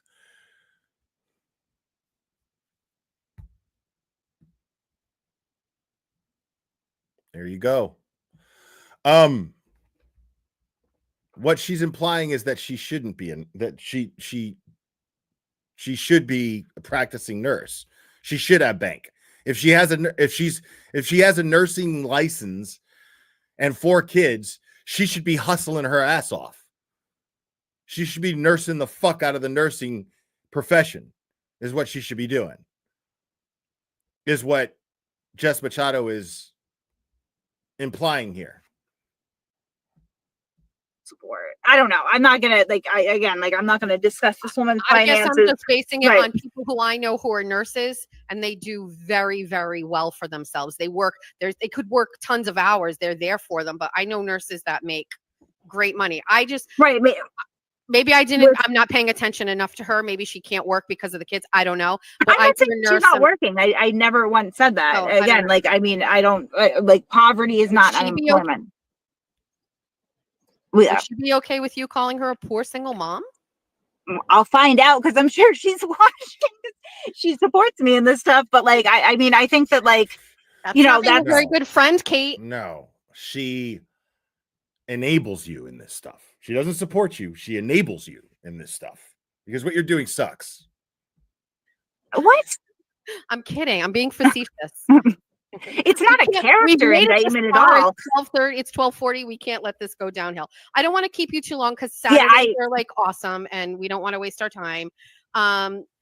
Let's do something. Let's talk offline about maybe coming back and having a different conversation about more specific things. It's up to you. We'll talk later.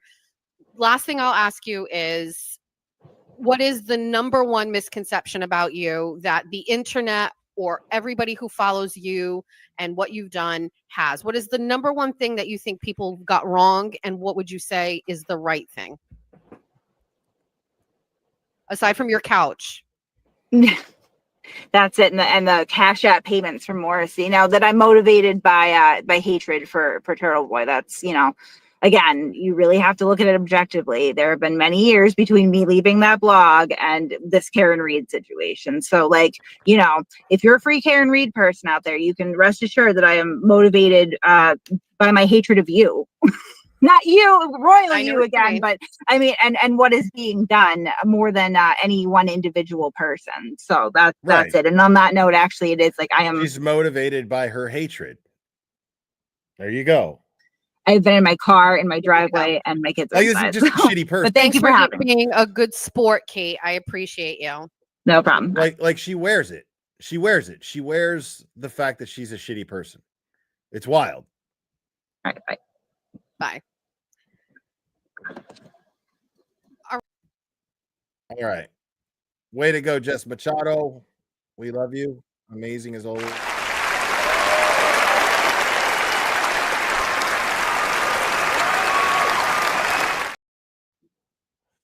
All right, so let me show you guys something here.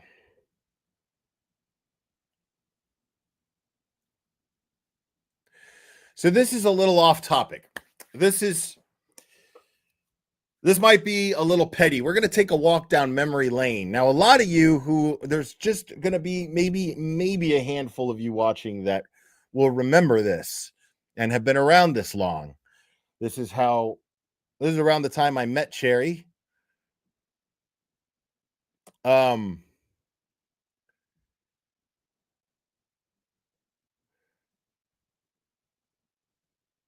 I'm going to go over this because I am a little petty. We all know this. We know that I'm petty. And I went over this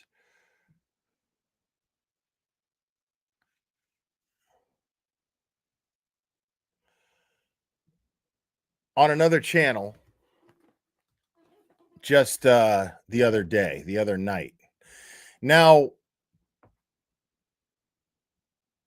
a few years ago, there was this case that was we discussed it a little on Racket's channel. A few years ago, there was this case, and it was a really touchy case because it involved a 9-year-old girl who was accusing her mom's boyfriend of assaulting her, and her mom facilitating it and even trafficking her. And there was this video that went viral about it because she had she would scream bloody murder when it came to having to go to her mom's house. And I just didn't see, she doesn't have the type of personality that's susceptible to parental alienation to that level. So I drew the opinion and conclusion that whatever, I don't know what was happening in that house, but if there's a 9-year-old girl who's that terrified of the environment that her own mother provides her with, there's something seriously wrong in that house. And all we did, we pushed for an investigation. The father reached out. We reached out to him. I can't remember exactly how that ended up happening, but there was 4 of us who were really, really hyper focused on trying to get a lot of attention on this case because this guy was fighting a corrupt local government as well. The family court system is terrible in Collin County, Texas. And when you look at the transcripts of the court hearings, they're just awful, terrible, really, really bad. And it's a touchy case because this is a girl who wasn't missing. She was just saying that she needed help and nobody was helping her. I went over a 911 call where not even a 911 call. It was a cop, a local cop where they lived. They took her to another county because they couldn't get the county to cooperate and give her a SANE exam, which is basically a rape kit. And so they take her to another county, and the sergeant of the cops there tried to call the cops and have this SANE exam intercepted so that it wouldn't happen. And lied a bunch of times on the call. I went over it a bunch of times. It's really disturbing. And I don't regret at all doing what I could to help this kid and her father. I don't regret it one bit. Now, it came to my attention, and I'm doing this for my own reasons. Now, that's why I'm not going to say who, I'm not going to name names, but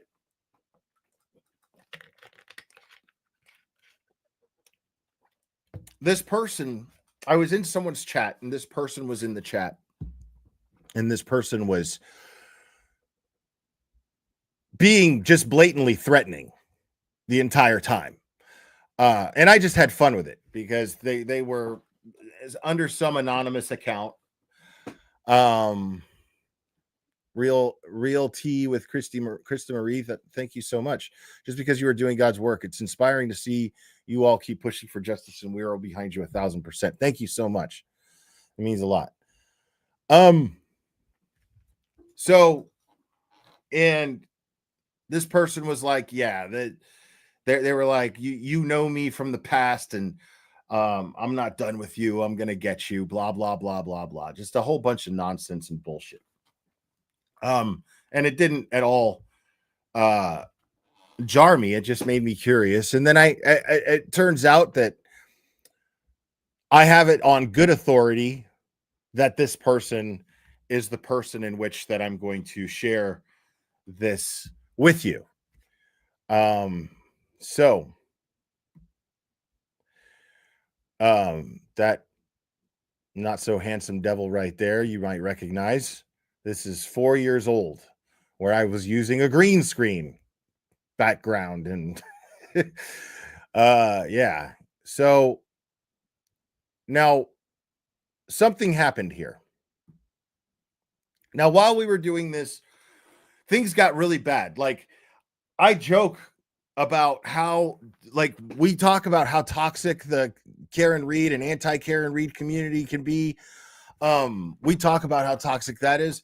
Nothing in comparison to how bad this was.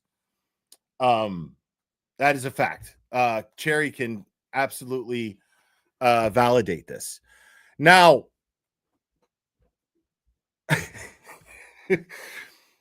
so yeah, this is nothing. I got doxxed. Like, my kid's mom got involved and started fucking feeding Critical K a bunch of lies and bullshit. A couple of things were true, but they weren't, like, they were misconstrued, misinterpreted, or misrepresented. I don't really know the word, but it just got really, really fucking ugly. Got really bad. And there was a few of us who were getting together, and Josh from Dad Challenge podcast got involved with this. Annie from 10 to Life got involved in this. And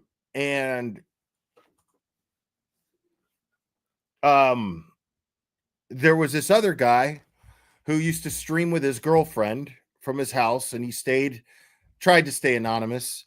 And he went by the name Truthy Magoo. Okay. Him and I were good friends, and we would even stream sometimes on, because one time Critical K false struck my channel and I had a strike and I couldn't stream until I finally just kept appealing it, and then I got it lifted.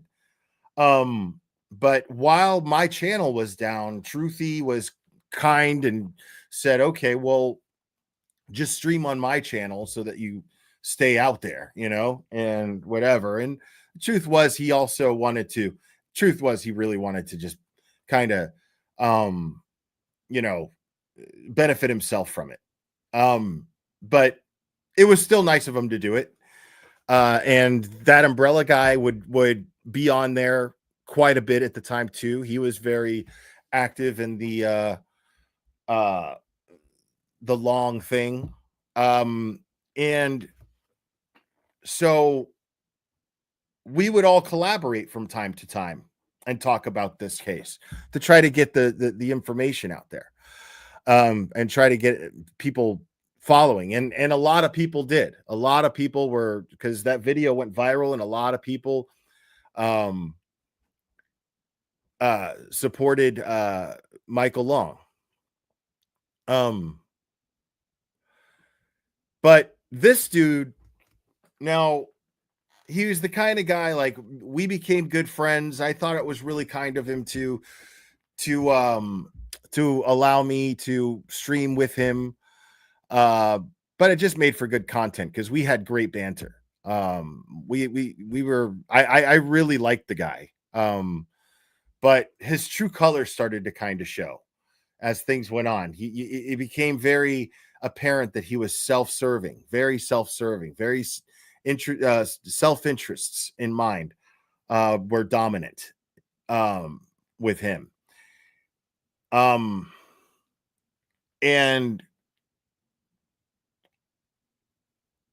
I remember Michael Long, I reached out to him, and then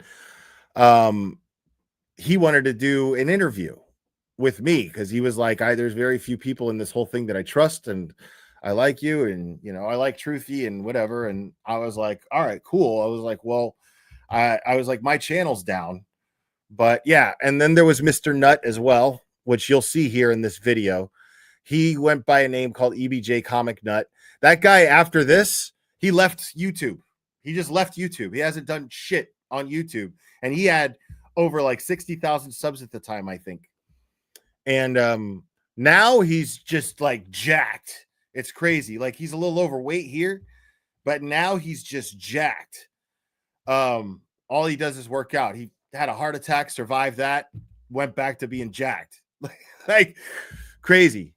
And once in a while, you know, like he stopped in the chat here once or twice. He has a wrench, so you'll see him. He'll stop in from time to time and say hello. Very, very rarely, but he'll do it. He'll do so. So just like there's anti-free Karen Reeds, Critical K started this whole campaign, and I still have the text thread to prove it. I still have the text thread that proves that Critical K's only interest in this case was the fact that she realized how many views and popularity Annie was getting from it. So she figured if she went the opposition against Annie, she would do well with it. And so that's what she did. She started calling Sophie a liar. She just went nuts. Like she like the stuff that she got sued for, not even close to as bad. And I mean, she just spread lie after lie after lie. And then she attracted the worst people. And then there was this one English girl who was really, really mean and shitty, and obsessed. And she was one of those people that could just lie effortlessly, just spit out, just constantly talk. Like, you know how, imagine if Mazza Media lied constantly. Like, you see how Mazza is so good at just talking and keeping dialogue going, just monologuing, improvise. She could do that, but with lies. It was wild. I never saw anything like it. And she figured out who Truthy was, doxed him. She figured out who Truthy was, doxed him, and then oh wow, thank you, Sarah, for the Venmo. She figured out who Truthy was, doxed him, and then pulled up a thing that happened, some sort of charge when it came to, I guess he slept with a minor. You know, he think he was like 20 and slept with a 14-year-old or something, and everybody's just like, dude. That wasn't really, I mean, the biggest problem with that was that he lied about it. You know? Yeah, exactly, Cherry. Like, he fucking lied about it. And I was gonna go to bat for him. I went to bat for him at first because I was like, if he says he didn't do it, I need proof. You know what I'm saying? And then Critical K found the hard proof. And then that was it. But what ended up happening was this guy just couldn't handle people lying about him on the internet. He couldn't handle people talking about him. And so what he decided to do, you're going to love this, was have his girlfriend put up a YouTube community post stating that Truthy Magoo has committed suicide. And the entire community mourned him. Everyone knew who he was. Now, he didn't have Annie subscribers, but Annie subscribers knew who he was, cared about him. Everyone collectively, we all had, you know, like, it's like if Tom CPU did that shit, you know, people would be like, oh my God, fuck. And everyone would mourn. You know what I mean? And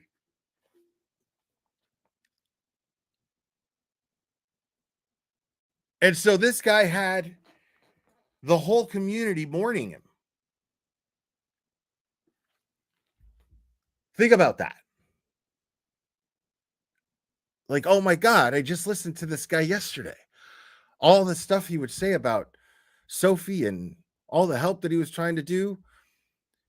And so I happened to have been on the phone with Michael Long when I saw the post. And then this other creator named Save Robbie started messaging me and going, I think it's bullshit. I think it's a lie.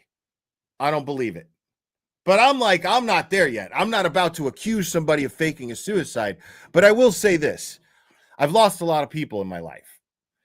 I've lost friends. I've lost family. You know, you live the kind of lifestyle I live most of my life. And, you know, if you're lucky enough to survive it, chances are you're going to lose some people. And I can't speak for anyone else, but me, I've lost so many people that I've learned to, I noticed that when that person is gone, I can no longer feel their presence in the world anymore. I don't know if anybody else can relate to this, but I can't sense that shit, you know, like they're not there anymore. They feel gone. And that brings about sorrow, you know? And so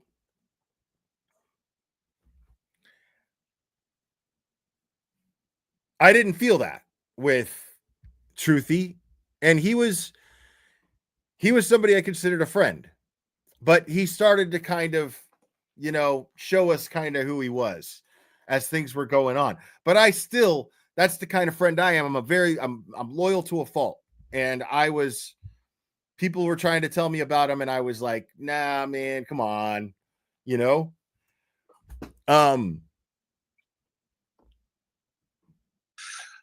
Provide me with that.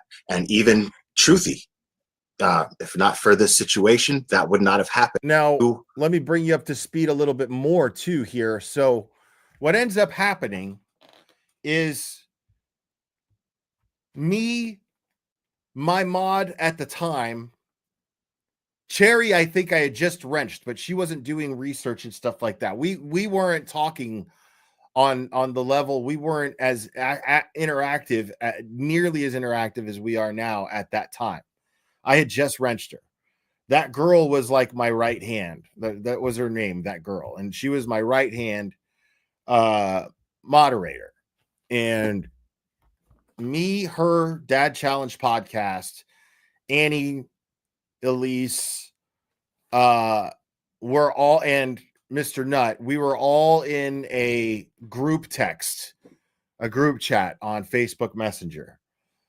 And my mod at the time did a lot of Scooby-Dooing, and Annie did too. So we were just collectively, and Josh too. Josh loves that shit, by the way. Josh loves Scooby-Dooing shit. It like he usually talks about family vloggers, but he loved this shit. When there was a crime case, he loved to just sit there and do the research. And he was doing this with the Sophie case. It was very helpful. And when this Truthy thing happened, we were like, yeah, people are saying he's faking it, but I want to know for sure. We want to know for sure. And we just dug and dug and dug and dug. And then I'm going to play this so that you see, like, Annie goes through what we did because she gives them a piece of their mind. So these people, it got to a point to where we concluded he's not dead. This is bullshit. This is a fucking hoax. He's not dead. They're fucking playing the whole goddamn community, dude. Thousands and thousands of people. They're playing them. Like, this is fucked up. So I ended up calling his girlfriend, Kate. I called her, and at some point in the conversation, because she was going so far with it, I started asking her things to where I wonder what she'll say about this, because we know he's still alive. So I wonder what she'll say here. You know, so I started baiting her with certain things.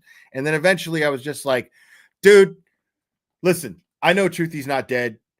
Put him on the fucking phone. I know he's alive. Just put him on the fucking phone. And I think he really wanted to. What ended up happening was somebody accused him of defrauding a GoFundMe for their cancer. Okay? Somebody accused him of this. And his only interest was defending himself from that accusation. Didn't give a fuck about the fact that he faked a suicide and had the whole community mourning him. Dude, I cried like a bitch. You know what I mean? I thought the guy was dead. I wouldn't think that somebody would be so low as to do that. Especially knowing the stuff about me that he knew. Like, it was incredibly brazen and fucked up. So, acknowledge that this happened, and and I'm also going to. So I basically was like, I was like, you're going to go up there and you're going to apologize to everybody. You owe them an explanation and an apology. He was like, yes, we want to go up there and clear our names and blah, blah, blah. But bro, no.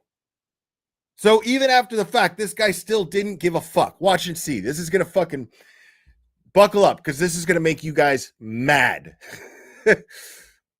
Be on this panel as well tonight.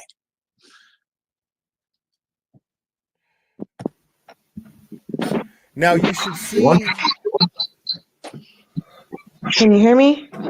I can hear you. Yes. Yeah, me too. I don't know why we have a third person here. I just wanted to address the situation, but okay. I'll answer that. The fact that he fucking immediately got pissed, and I'm leaving the chat up because the chat is amazing. Question. No, it's fine. It's fine. You have a third person here because I don't think it makes any difference. I think you'd rather have this for the third person here than any of the other 1,281 people that are in chat. That's fine. All right. Okay. So look, let me start this off. This is a guy. What we did was fucked up. This is a guy who he's saying, like, why do we have a third person up here? This is a guy who was his friend. He called him his friend and he treated him. He didn't even address him by his name. He wouldn't even give Mr. Nutt the respect of addressing him by name and saying hello. This shit is fucking crazy. Like, I hadn't thought about this in years until it came up again just the other day. But I want that person to know I know who they are. And I'm going to be nice and I'm not going to fucking expose them. But I want the community to know exactly why this person is hiding. It was a fucking retarded, stupid decision that we made in a moment of panic, which we immediately regretted. And then we just had to get real life, pack up our stuff and move because we had cops coming to fascinating. Immediately with the excuses, immediately he goes, what we did was fucked up. And we had cops coming to our house. We had to do this and pack our stuff and blah, blah, blah, blah, blah, blah, blah, blah, blah.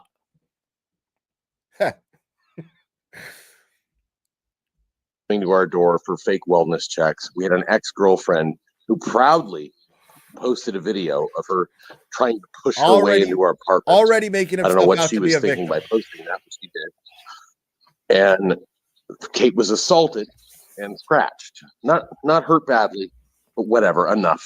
And we just reached a point where we just said, screw this, screw YouTube. And we watched all the betrayals happen on YouTube. And, you know, friends that used to be our friends, you know, I'm not going to mention any names, turn on each other. Just the entire thing became just this disgusting, awful situation. And we won out. And that's all we wanted was peace, just to live our lives, our little life alone. And we fucked up. Which begs the question. just delete your channel, dude. Delete the channel. That's it. Just go. Why the dramatics? Why this well thought out post written by your girlfriend enabling you in this venture, and your girlfriend writes this post and then drags this thing like we're getting to the bottom of it. We want to know what the fuck. We don't think it's real. We think you're lying. And then you just double down, triple down, quadruple down as much as you possibly can. Why the dramatics? Why not just log off if this is your reason for what you did? Up though, and you know what else, Will? You brought this up earlier. We kind of forgot that people actually really cared about us. And there's the Xvarnas and the Toots and the U's and the so many people that we really fucking let down. And This is the biggest crock of shit ever. Look at the chat's not buying this shit at all. The chat's not buying this shit at all. More aware of it than us. We hated doing this, but our life became unlivable. Every knock at the door became just fucking PTSD, and it was just too much. And yeah, it was a horrible decision. And if I had, a time machine, I'd go back and. Okay, for those of you who are saying you're lost, this guy that's talking right now faked his suicide, had his girlfriend help him with it, and had the whole community thinking that he fucking killed himself, dude. And this guy was a guy I called my friend, and a guy that the other guy on the panel called his friend as well. And we basically Scooby-Dooed the shit. We fucking investigated and got to the point where we realized this guy, we could prove this guy was not dead. And it got to a point where, not really, it was more of a bluff because there were so many things, but there wasn't solid evidence that he was alive.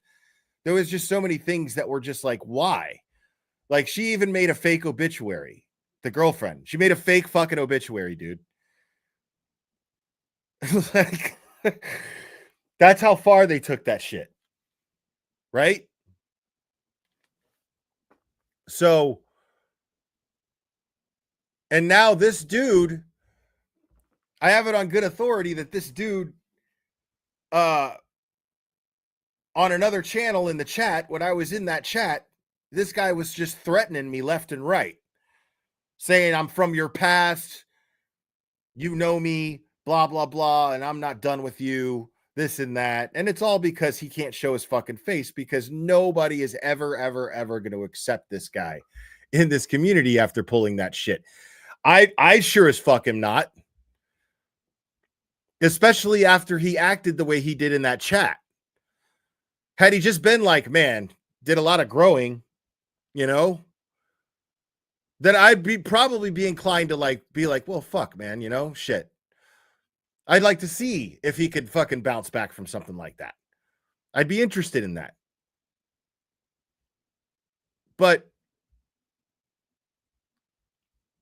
no, he's just a bitter, excuse-making, whiny cunt. And it gets better, too. And if you guys have become fans of Annie Elise, you're going to love when she chimes in. You're going to love it. And not do it this way. We just deleted YouTube and never told you why. We would have never given the true crime community a crime to solve. But my ex would. He definitely grossly underestimated the community. he grossly underestimated the community. Really, and it was just too much for us to handle. And we're very, very sorry for the people that we underestimated that cared about us. So that's all I can say when it comes to that. Yeah. We know we fucked up. We have no excuse for it. We did it out of panic, and we did it. Can you imagine being a fly on the wall in that couple's house while they're just fucking plotting all this stupid shit for fucking attention? Can you imagine? Like, listening to these two assholes plot this shit?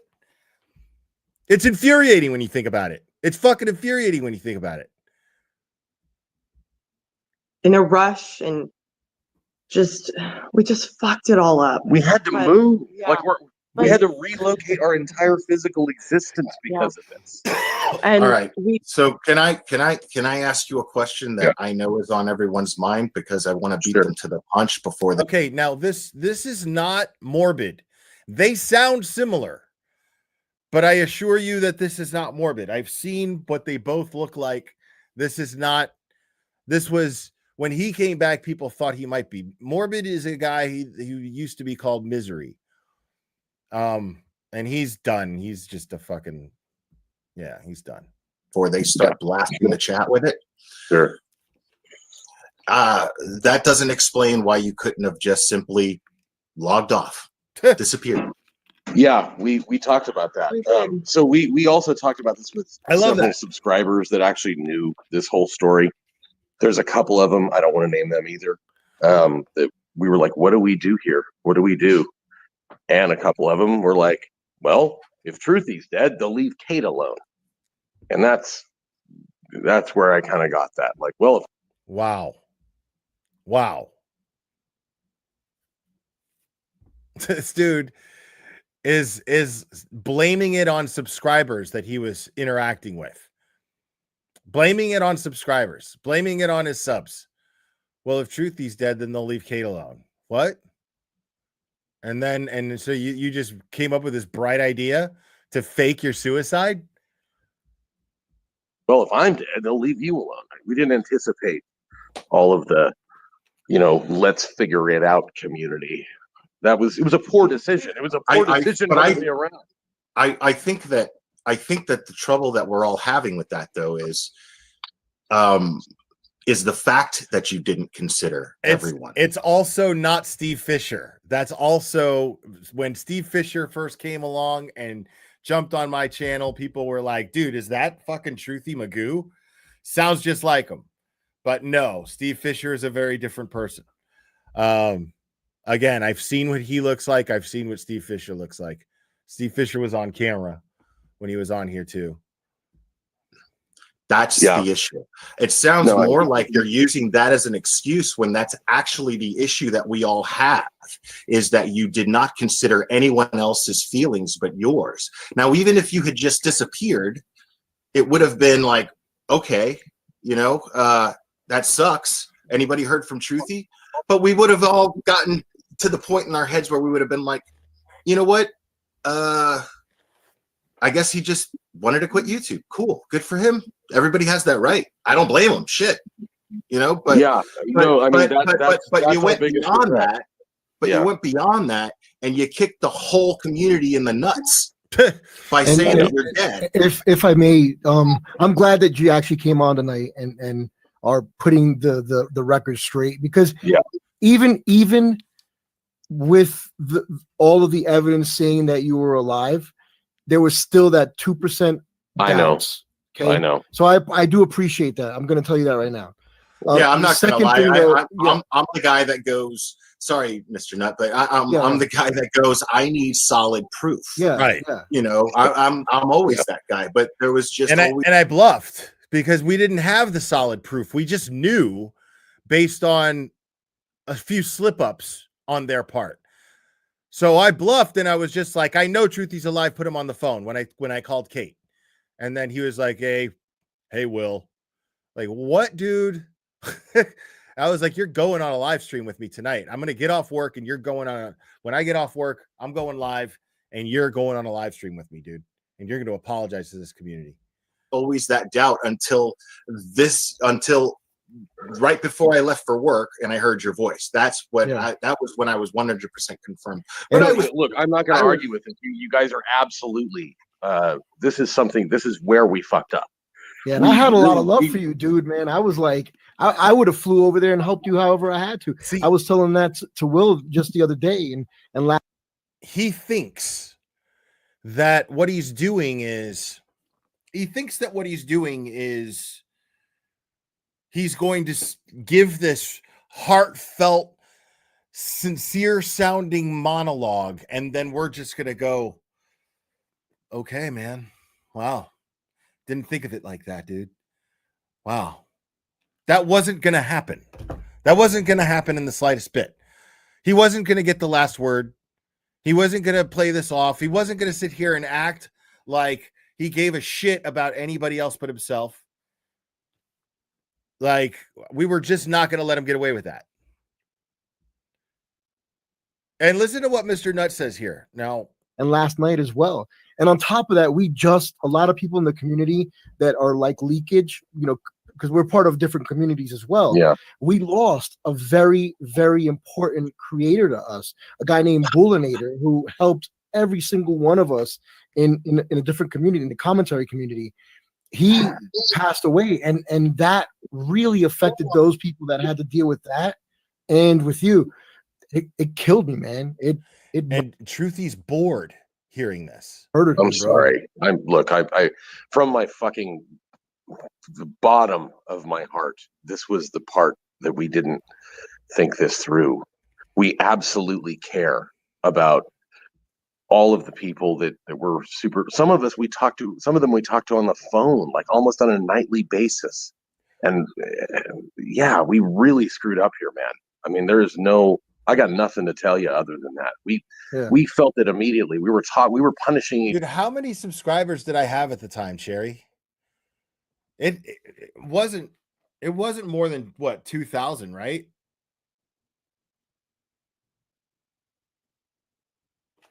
But like I only had like 2,000 subs. I don't even think Annie only had maybe 100,000 at the time. Oh, I had like between 3,000 and 4,000 at the time. That's crazy. So, but if you look at the views, this has 20,000 views. That's how pissed off the community was about this. 20,000 views for having 3,000, 4,000 subs. Like, I get maybe 10,000 views on average for every video I drop now, and I'm at 47,000. Like, I'm literally 40 times more than that. Each other for allowing this. I told Kate in a drunken moment when things were getting heated up, I was like, just kill me. I'm dead. Just write this post. I'm fucking dead. I don't care. And it was flippant, and it was. But here's the thing, though, too. What I personally feel is like he expects us to be like, oh man, I didn't know it was like that, dude. Oh man, I didn't know that it was gonna be like where you just had this meltdown moment, and you just said, fucking kill me. I had no idea that you were actually fake suicidal.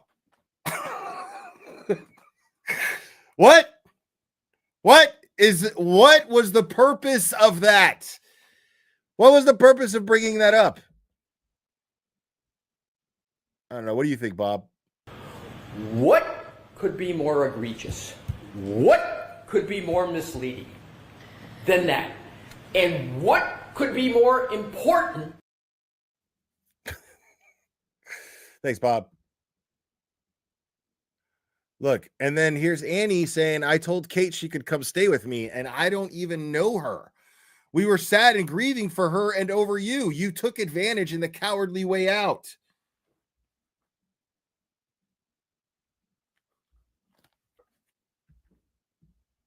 Let's just say if everybody would have let, what is it, sleeping dogs lie, you would have never came forward, and you would have left that dark space in everyone's heart. So that's just as bad, man. Well, dude, we know at this point that our name is garbage on YouTube because we lied. I understand. The only thing that made me come out was last night when I heard Bridget go on and talk about a fake GoFundMe. That was it for me. I was like, nope. We're not. Nope. There we go. Right there. He just says the only reason I'm admitting to faking my death is because she accused me of something I didn't do. What? That's why? Not because you felt bad. Not because you felt guilty about what you put the community through, put your friends through. Now because of that. Amazing.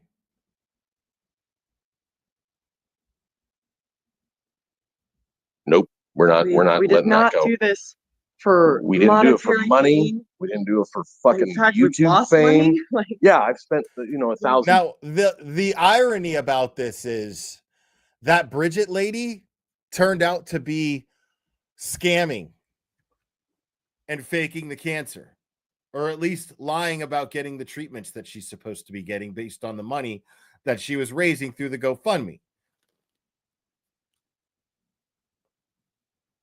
That came out shortly after this happened. Shortly after this happened, that came out.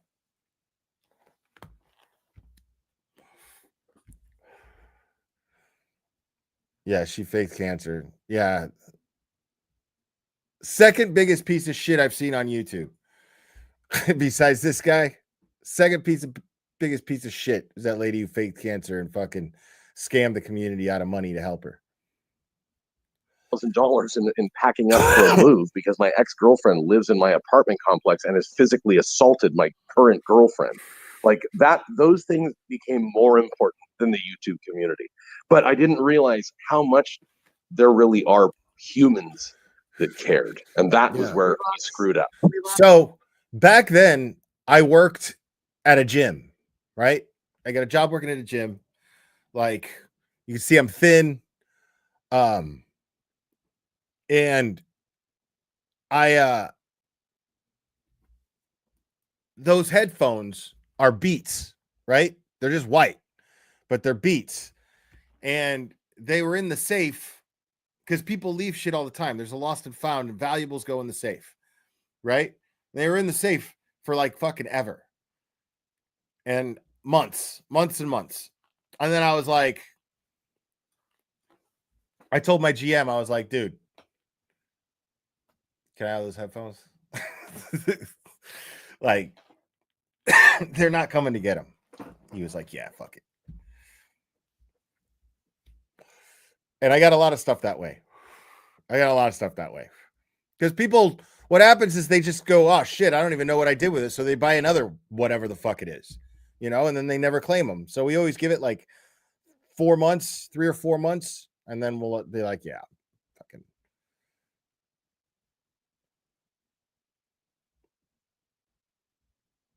we lost sight of that somewhere along the way. We were just in the middle of a horrible fight and changing our lives and moving to a different city that we didn't do the right thing. And this is absolutely a point of shame and disgust on our part.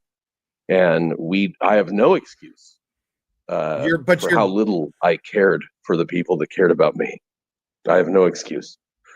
It was awful and probably one of the worst things I've ever done in my entire life. Definitely one of the worst things I've ever done in my life. So you can punish us all you want, but we've already done it to ourselves. Wow. Did someone just mute my mic?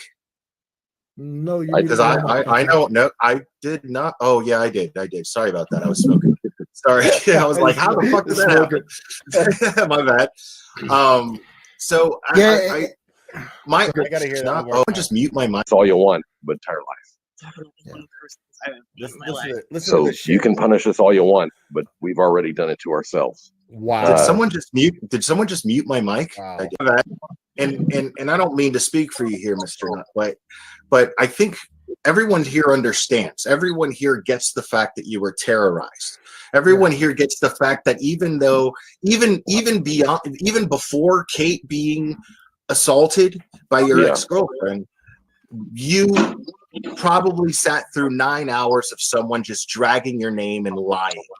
And that is enough to stress someone out to that point. I get it. Because that's the speculation that I was always coming to.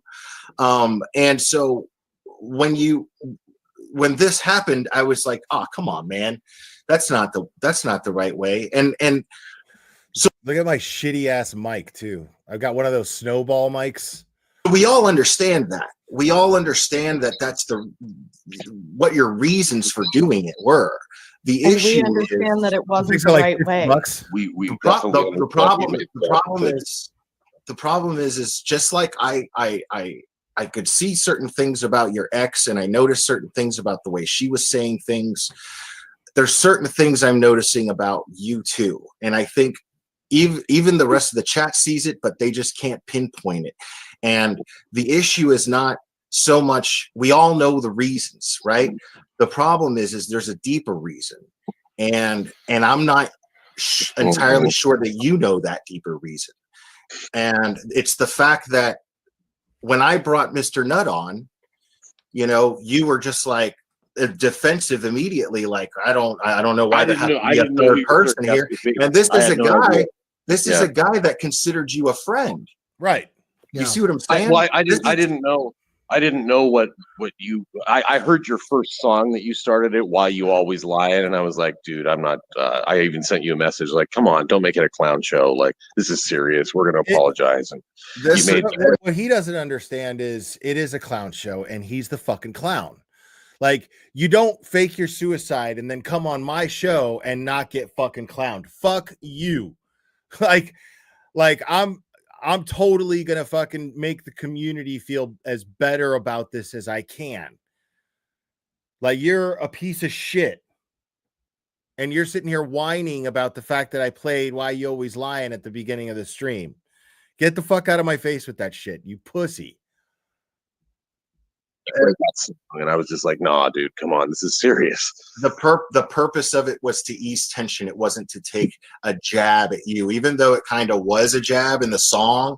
But it is what it is, man. I mean, the problem is you fail to understand the fact that your actions hurt a lot of people to where if I were to sit up here and play a little clown song, that should be nothing to you. That should be not something that you are somehow offended by and have the nerve to even be offended by, considering what you did to everybody in this chat and the people that are going to have to catch the replay. You see what I'm saying? Like, you made people cry and think that they would never share another moment with you again. Yeah, dude. That's what you did. The fuck? I know. If you took a second to try to visualize that, you wouldn't be sitting here fucking making it about you. I'm sorry, I'm getting pissed, but that's what you're doing. What I don't get though is, man, is that you guys know, man, that you could have came at me, at Will, at a lot of different people, man. We would have came together and figured out a way to help you guys, man. You know that, dude. I'm going to tell you, I don't think so. I watched. Now I'm naming channels. I watched people who were supposed to be friendly, aka BX Beast Boy, and people like that, and I watched everyone turn on each other. We had absolutely no faith that we could go to any creator at that point because everyone was turning on each other, and we felt absolutely that there was no. Yeah, but the people that were in the core of the five, the people that were within that group of what we wanted to do, we never turned on each other. We never looked away from each other. In fact, we were like, even through this thick and thin, no matter what's said, we're going to stick together. We had this plan because we felt so good about the help we provided the Long family. We felt so good about that. And we felt purpose. And what we wanted to do was just kind of collect, like, bring our chats together, very much like what the Free Care and Read community mostly has done, and come together for a single purpose, get people involved. That's what we were trying to do with things that we felt passionate about, that we wanted to make a difference with. And all of us, of course, some of us meant it, some of us didn't. You know, Mr. Nutt meant it, I meant it, you know, and he's sitting here saying, dude, like we were psyched about what we were going to do, and you just like pissed on us. We said that in the chat, and we all stood by that. I honestly, I promise you that I absolutely did not see this happening this way. I absolutely was like, this whole thing is going to tear itself apart. YouTube creators are going to betray each other forever. There's no point in us being on YouTube. Let's go. And we did it wrong. I absolutely, I'm sorry that I underestimated your faith, in us or in everything that we were trying to do. But it wasn't just that. It was the lack of consideration to the fact. I mean, how many times did you use your father's suicide as a way for us to empathize with you over that subject of suicide? Right. And you turn around and do something like that. How many of I forgot about that. us have lost people to suicide? How many of come on, dude.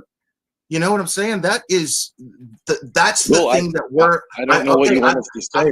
We've already. You really can't. Let me say something real quick. You can't say anything.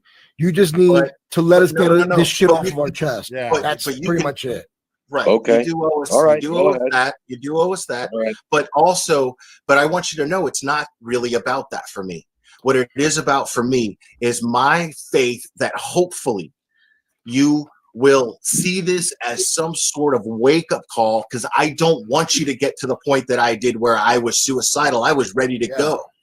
I don't want you to get to that point to have to learn this, because it was only by the grace of God that people came into my life and let me know that they love me.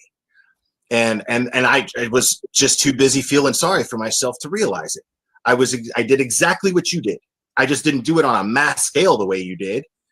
But I did exactly what you did, but I didn't fake it. But I couldn't leave without saying goodbye to certain people, and then people took measures and stopped me, and so that's what happened. That's where this Glera thing came from.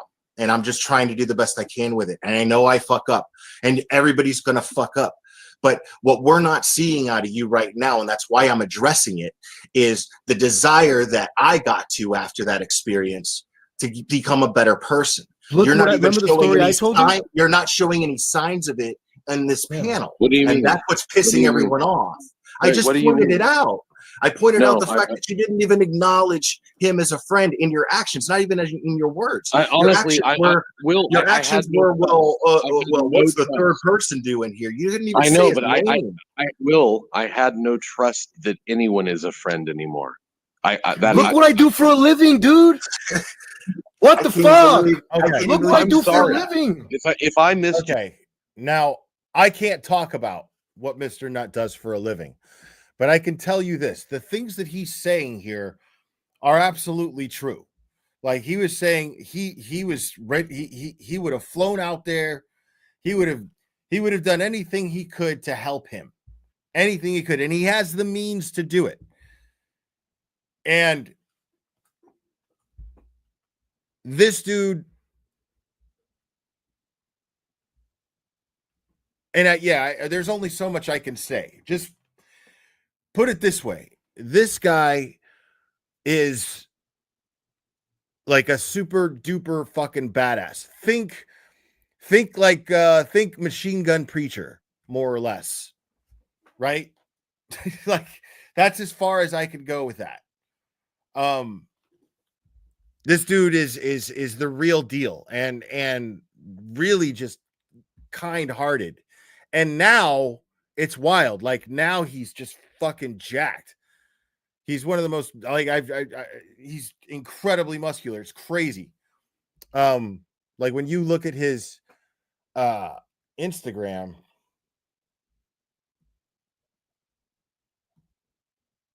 oh man, I don't want to go through that. I gotta log in. I can't remember my shit. But this dude can make things happen. And yeah, definitely a guy you want on your side.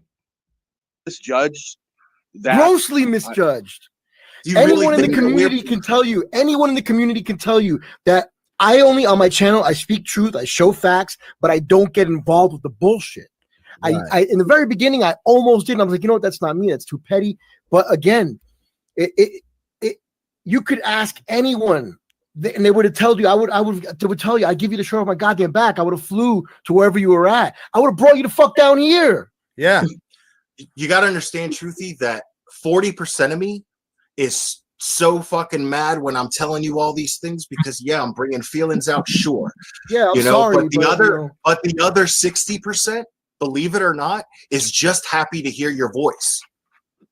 Breaks my heart. Yes, that's you're a right. fact. Will, you're right. And I know that 40% is huge, but man, you owe us that fucking 40%, and you owe us an effort. Yeah, you owe us. You owe us a good look in the fucking mirror.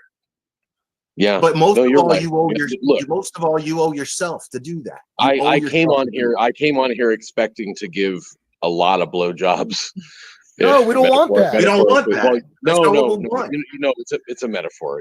I know, but we're all men here in the room. You know what I mean? Metaphorically, we're all adults. Let me rephrase that because Kate's a woman. Sorry. So we're all adults, but it's just the fact that, man, I understand what you're saying. You didn't know me from shit on the wall to shit on the floor.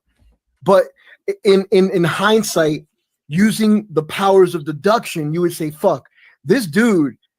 He's used to getting people out of trouble. How can I utilize his skill set to get me out of this bullshit?" Right. I would have sat back. I would have like, you know what? Let me get some funds together. I will fucking fly you down here for a couple months, set you up down here. You could have worked with me, and you could have ate baleadas here with me, man. What do you think the point of this whole group that we were trying to put together was just before this all happened? What do you think the point of me, Mr. Nut, you and that podcast challenge and Illuminacy, what we were trying to do? An unbreakable crew, man. A crew that we were going to protect each other because we were. Yeah, Illuminacy just dropped off, man. She was dope, dude. Like, she did these fantastic Critical K parody videos, dude. They were fucking hilarious. And she just dropped off. And she was gorgeous, too. We're gonna fucking rattle cages, dude. You know what I'm saying? We were about to get in some real ugly shit. Committed. Here, let me talk for a second. Okay. I'm not gonna do everything you're saying. You're right. But it's certainly not a personal statement about you, Mr. Nut. Yeah. We just watched people turn on each other, and we didn't believe. It's not personal. We didn't believe that people were going to stay together. We anticipated implosion, destruction, and betrayal. But within the group, I have to ask you, within the group of individuals, what gave you that idea? We don't need. He's not in our group. Have hurt my own opinion of myself. And we were tired. Like, not only were we watching it. Look at my face, bro. Like, I don't give a fuck about what she's saying right now. She is so full of shit, that girl, because she enabled this shit. She was the face of the whole lie. She just kept lying to everybody about it. You know what I mean? She and garnering sympathy from everyone. Like, false fucking sympathy, dude. Like, watching everybody turn on each other in the community, we were turning on each other, like him and I. And that's not an excuse, but we just wanted our little life, and we fucked up in the way we did it. But at the time, we couldn't see the forest through the trees. We thought, if we just leave, this is going to continue to happen. And no matter what we do, it's just going to continue to happen. And when I talked to creators, I wanted you guys to have this plausible deniability, because I didn't want you guys to get dragged into it either. And even though you guys were, and I didn't have the foresight, and I didn't think clearly enough. What a white knight. What a white knight. I wanted to provide you with plausible deniability.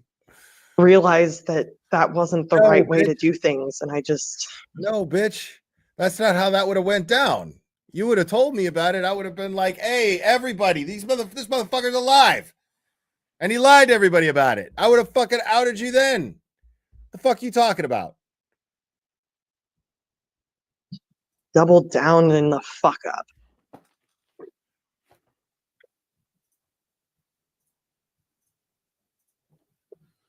I mean, you know, I got to tell you, nobody in chat is buying it. Nobody. That's fine, and I don't expect them to buy it. Neither of nobody- us do after Nobody's what we buying did. this shit, bro. And everybody has every single right to be angry with us and beat us up and do what they're gonna do. Don't bring it real life. No, I mean we're always but- speaking against it, but the thing is the fact is if you're a YouTuber and you get into the shit and you know that doxing takes place, truthfully, you know doxing takes place better than everybody. You know YouTube like the back of your hand. You know all the ins and outs. That was what you brought to the table. That's what you proudly brought to the table. I'm not mocking you. I'm just repeating you. That's what you said. I know. So the fact is you know, to use that as an excuse is ridiculous. I know that I'm going to get doxxed at some point. I know, and I have been doxxed. A lot of people have been doxxed, and we're just like that. You know, it sucks and it's shitty, and I'm going to fight people who do it. But it goes with the territory, dude. Well, you know what? Honestly, I do know. 4 years ago, I had this understanding. 4 years ago, I was shocked that people did not fucking get this shit yet. So imagine me now when I see people whining and bitching about people talking about them on the internet when they're like creators and have a huge following on Twitter. Like I just, it's crazy to me. You know what I mean?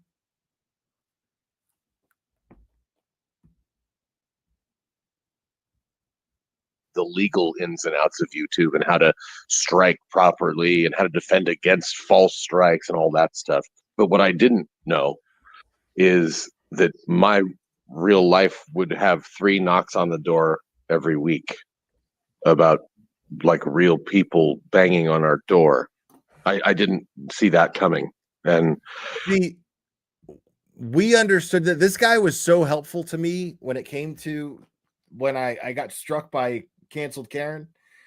This guy was really helpful to me because the thing is when someone strikes your channel and you want to appeal it, right? You have to put in your personal information, and the person who struck your channel is subject to that information, it has access to that personal information, and they will use striking your channel to dox you. That is exactly what canceled Karen was trying to do. And so I was like, well, fuck. And then this guy went and got a ghost P.O. box. A ghost P.O. box. And we used the fucking P.O. box as the address and appealed the strike. All I needed them to do was review it. And so they did. And then they lifted the strike. But I didn't know anything about that stuff. He was really helpful with me about that.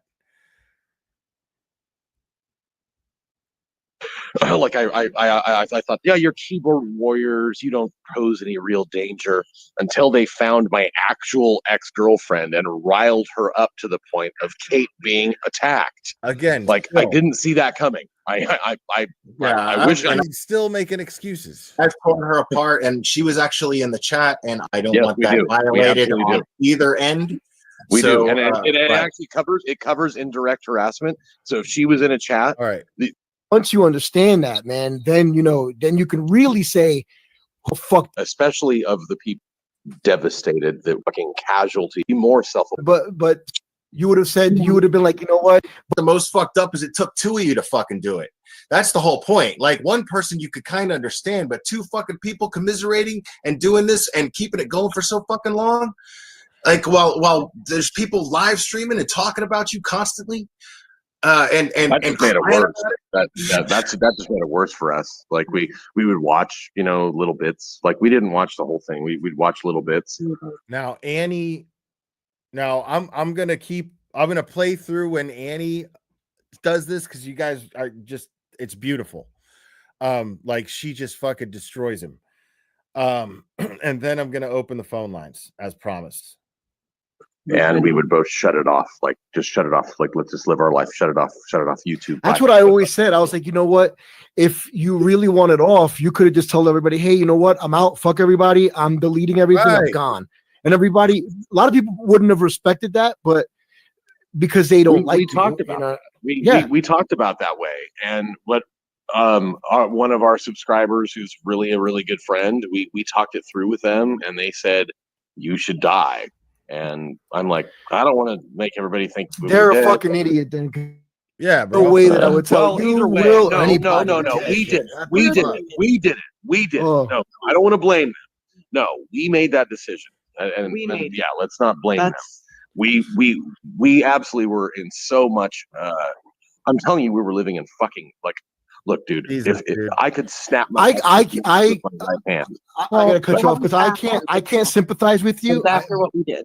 Listen to what I'm gonna say to you. I cannot sympathize with you on that aspect because I live in danger from every waking moment of the time that I'm here. He does. So just because you got some internet beef or somebody's knocking on your fucking door, that's bullshit to me. Well, right. I mean, that's what happened. He I knows what this guy does for a living. Like, we video chatted it. He showed us. Yeah, this guy, you don't want to fuck with him. And yeah, he has. Yeah, he constantly lives in danger. Like, that's all I could say. It's crazy. And the fact that this dude has the audacity to whine about what he's whining about to this guy of all people. Crazy. I'll tell you right now, I could easily snap my ex's neck with one fucking hand. And then guess what? I end up in an orange jumpsuit for the rest of my life. That's like, not the answer though, too. How is that the other option? How the fuck is that the other option? Because he's trying to break into her apartment. All right. Call the cops. All right. I'm gonna give Annie the floor. Annie, how you doing? Not good. I'm literally fucking shaking right now because I'm so pissed. And I have a few questions that I know a lot of the chat has questions about. I have questions. I'm going to try my best to keep my composure right now. That's why I have my camera off. But I want to start with this. If you guys are truly fucking remorseful, why isn't your camera on and why aren't you letting us see the remorse on your face and giving us an apology? Because we're not ever going to ever do that. Why? We know what you look like. Don't you feel like everybody knows what you look like? Don't you feel like you owe it to everybody to see that you're actually remorseful? If you can't hear it in our voices that we feel I can't hear it.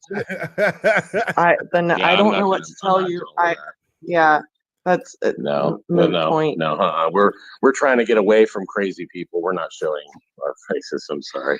No. I don't know how showing your faces is getting away from crazy people when everybody already knows what you look like because you posted a fake obituary with your picture of what you look like. We did. They made a fake obituary and posted the picture of him. What he looks like.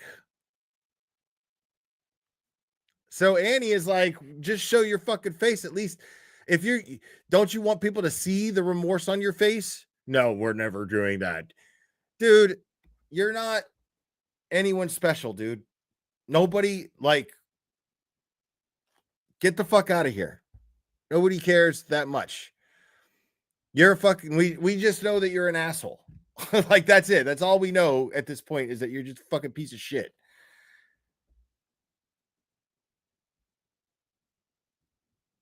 We didn't post that. Are you the one that commented about your own death on your dad's obituary? No, absolutely not. What?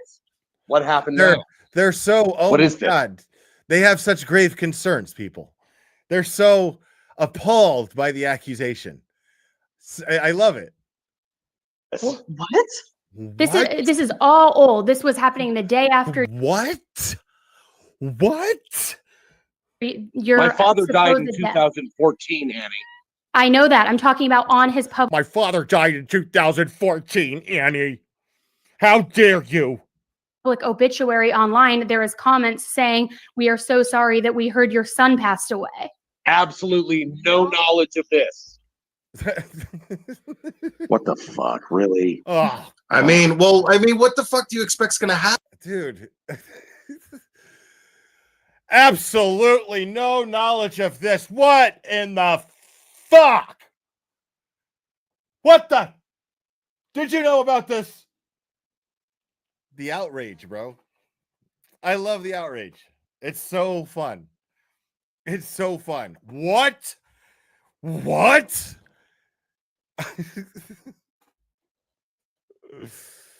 they just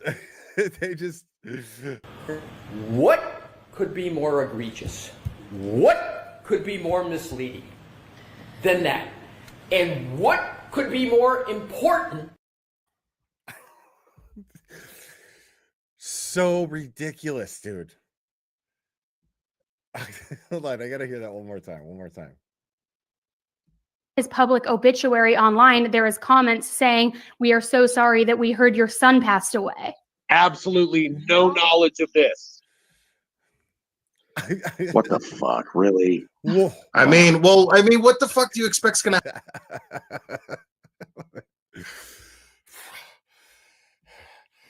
What the fuck?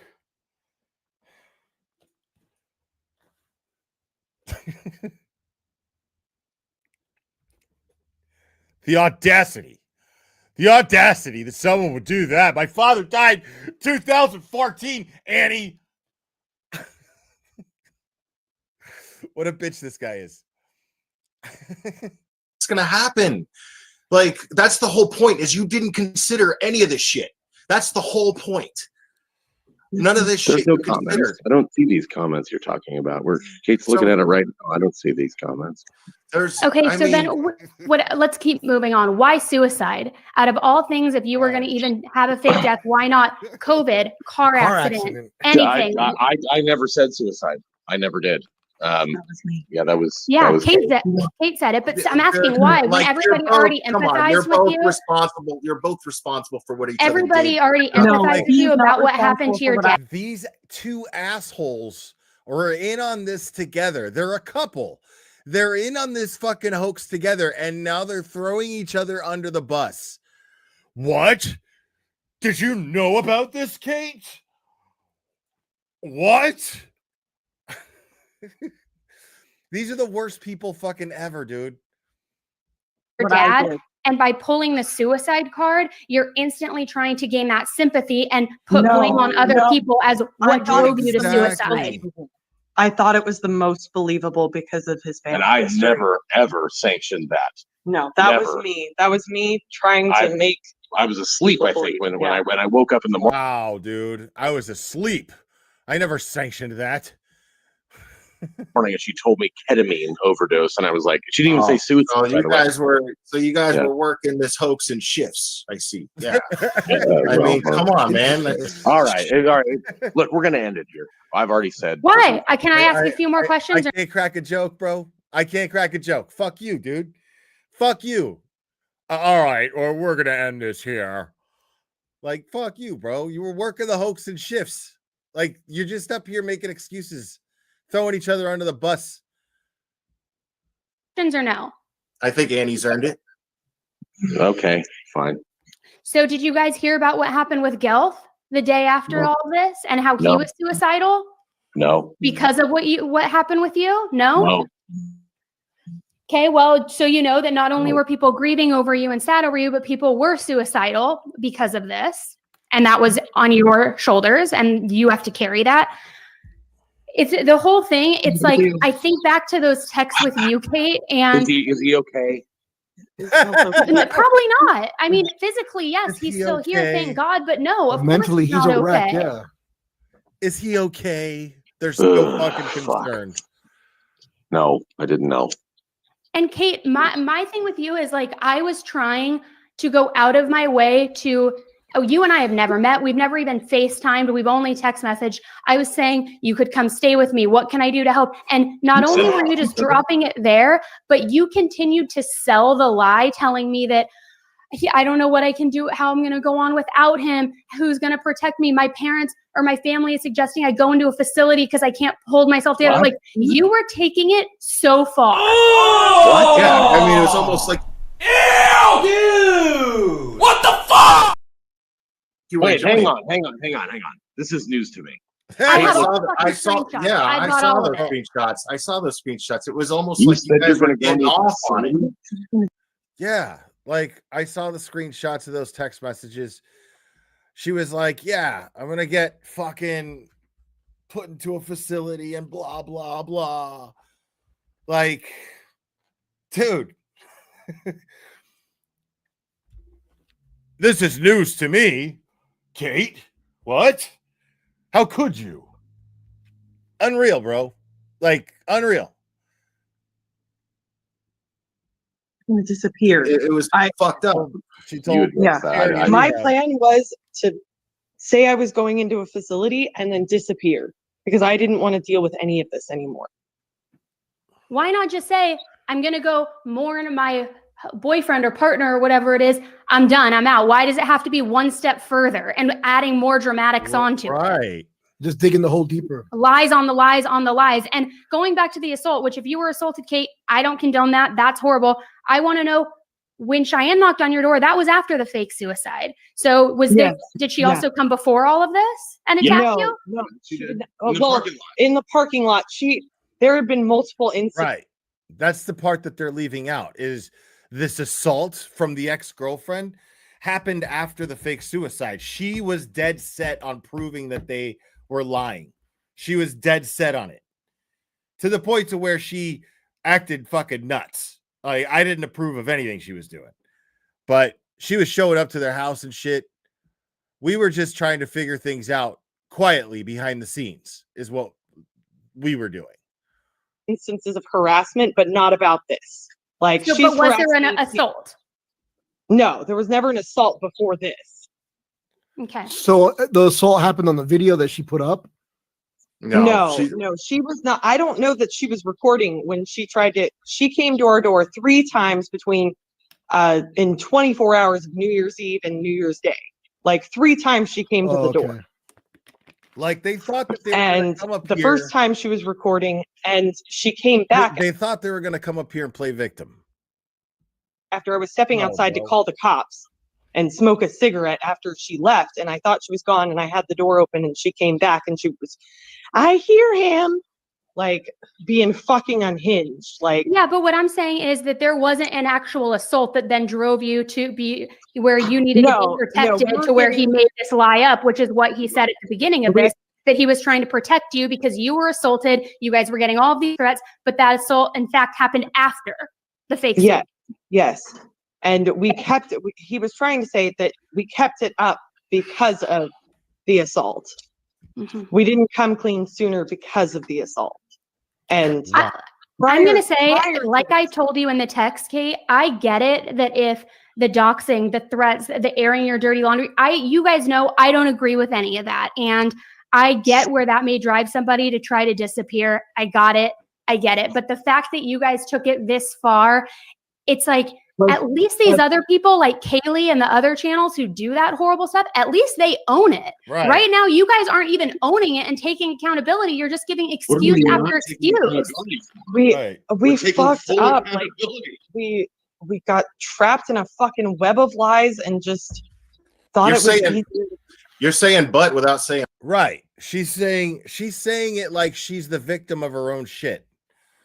We got trapped in a web of lies. No, you spun a web of lies and continued to spin them. That's what happened. What are you talking about? Oh no, Cherry drinks vodka. No, these people, all they did was drink fucking vodka all the fucking time. These people were bad shape. saying but constantly. Look, dude, That's what she's trying to say. if you don't think that me apologizing or Kate apologizing for what we did truthfully and how much we hurt people we cared about, if you don't think that's taking accountability, and Not also when it's I don't think it is when it's followed up by but we had no other choice, but we didn't see another way out because you're passing blame on other people and you're deflecting and gaslighting from the actual fucking situation. Where's the gaslighting? What are you talking about? I want to ask a serious question, though. I want to ask a serious question. Would you two have come on here if Bridget hadn't made the allegations that she made? No. Would you come No, over they already here? said no. No, No, they wouldn't have. No. We would not have. No. Right. How do you expect the chat to react to that? How do you expect the community to react to that? You wouldn't have even come up here unless somebody falsely accused you of stealing something. That's the only reason you came up here. You weren't up here to apologize. You weren't up here. This is why we don't believe you when you say, "Oh my God, we hurt the community so bad and we're so sorry." Bullshit.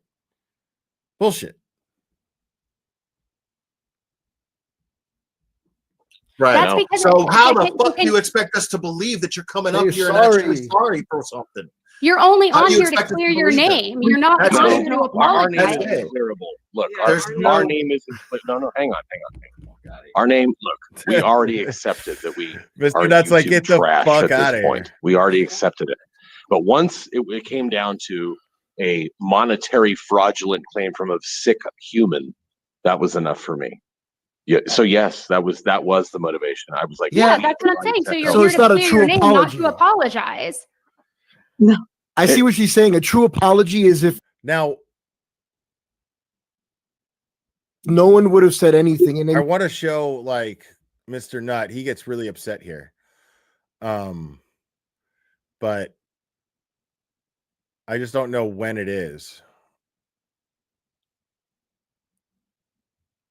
It's right here, I think.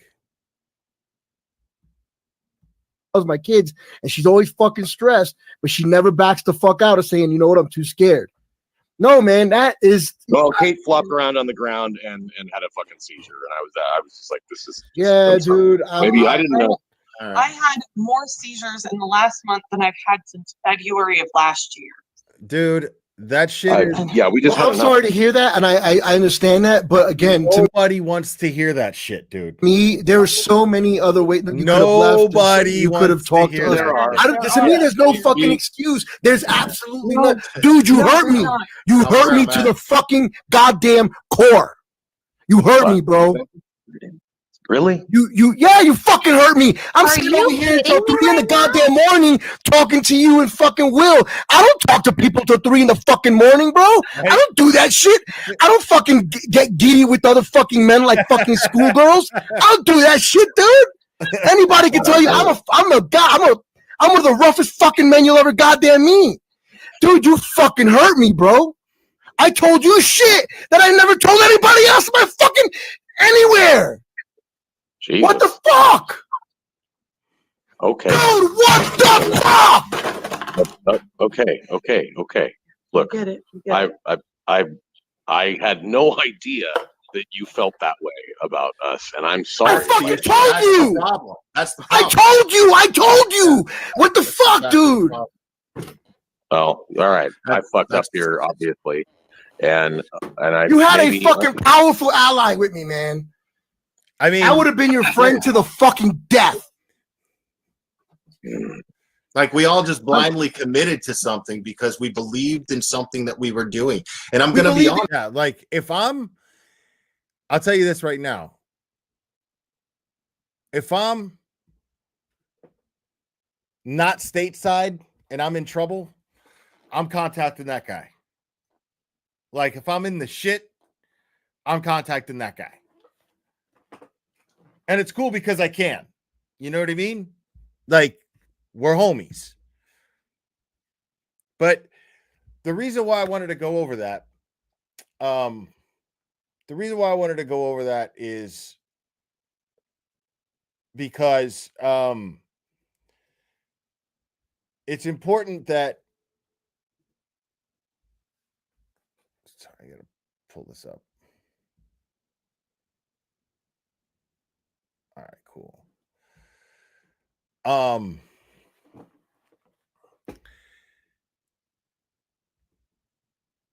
This dude is a moderator for another channel, a channel I really like and respect.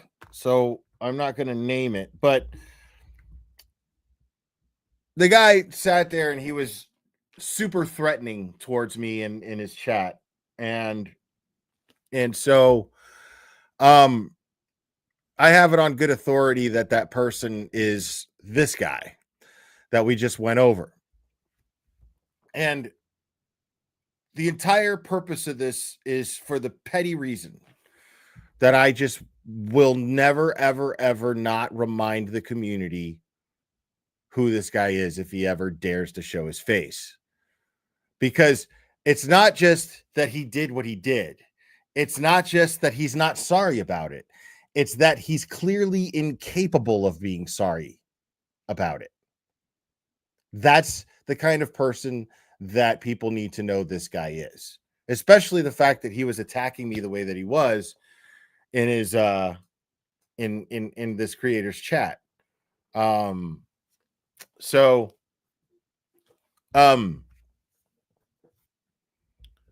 Yeah, I'm never ever gonna not remind the community. If this guy even fucking tries to come up for air, I'm gonna go over that shit and remind people what a piece of shit he is, and that he's not even capable of being sorry for what he put this community through 4 years ago. I have never forgotten it. I will never forget it. And I will make sure. Simple. The phone lines are open, guys.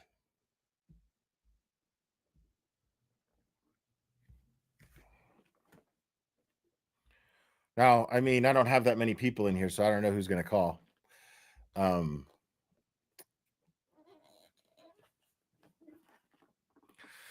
Well, here's the thing is I don't think that creator knows who he is. And if he does, fine. That's cool. That's up to him. I mean, that doesn't make me think any less of that creator. Not at all. You know, but I don't think he knows. Call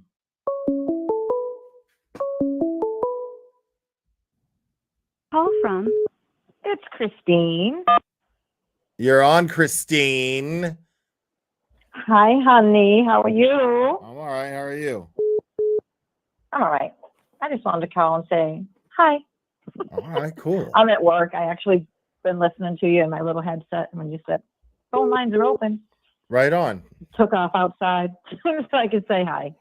Cool. But that's all. Love you, buddy. Did you have a prosthetic child collection as a child? I did not. Okay. All right. Have a good one. Bye. See you. Bye.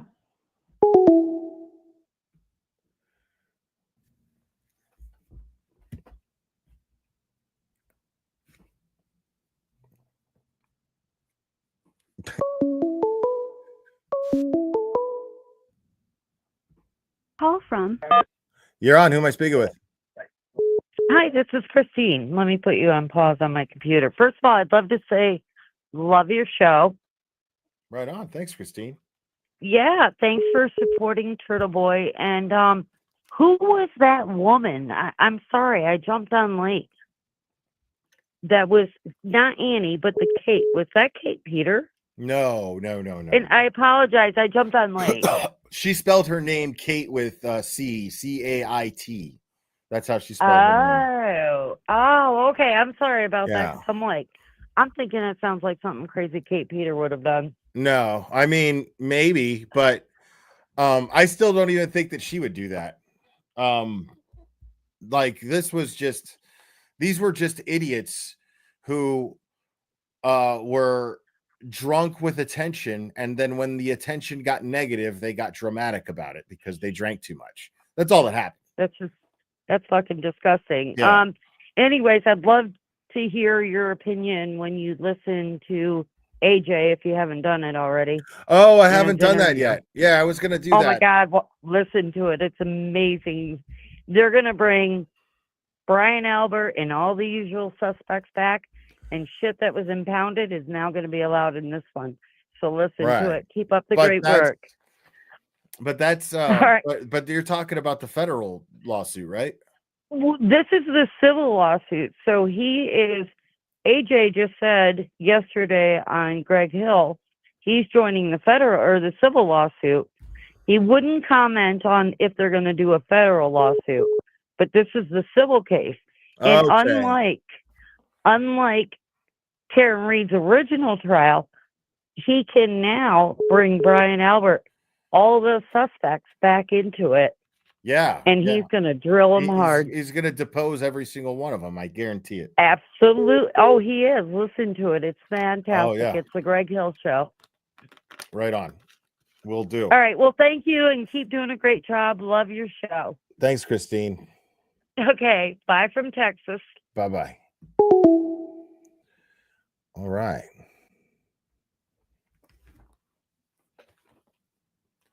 I'll take a couple more calls and then we'll go over that.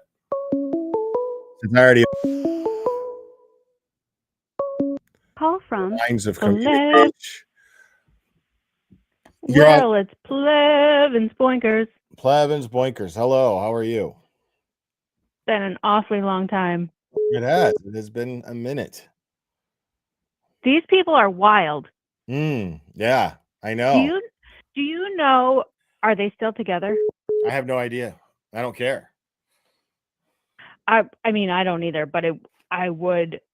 I mean, this is the first I'm hearing of it, but it's really nice to know that crazier exists out there.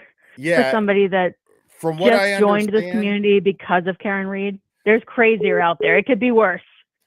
yeah, from what I understand, this guy, he was a banker and he just pissed his career away with vodka, as I understand it. Oh. Yeah, just Nice. And It's then expensive. he was like, I'm gonna be a full-time YouTuber. And then but his channel was Like an actual banker or a bank teller. It could have been I think he was a banker. Yeah. Oh, all right. Yeah. From what I understand, he just pissed his whole career away because he drank too much. Can you imagine? I can't imagine somebody doing that and then getting on and being so condescending with their answers. Like, right. Didn't know I hurt your Like feelings. it was right. And it was What? the fakest shit in the world. You know what I mean? Like if you can't hear it in our voice, like, dude, stop it. Yeah. And If you don't hear how sorry I am, then I don't know what else to tell you.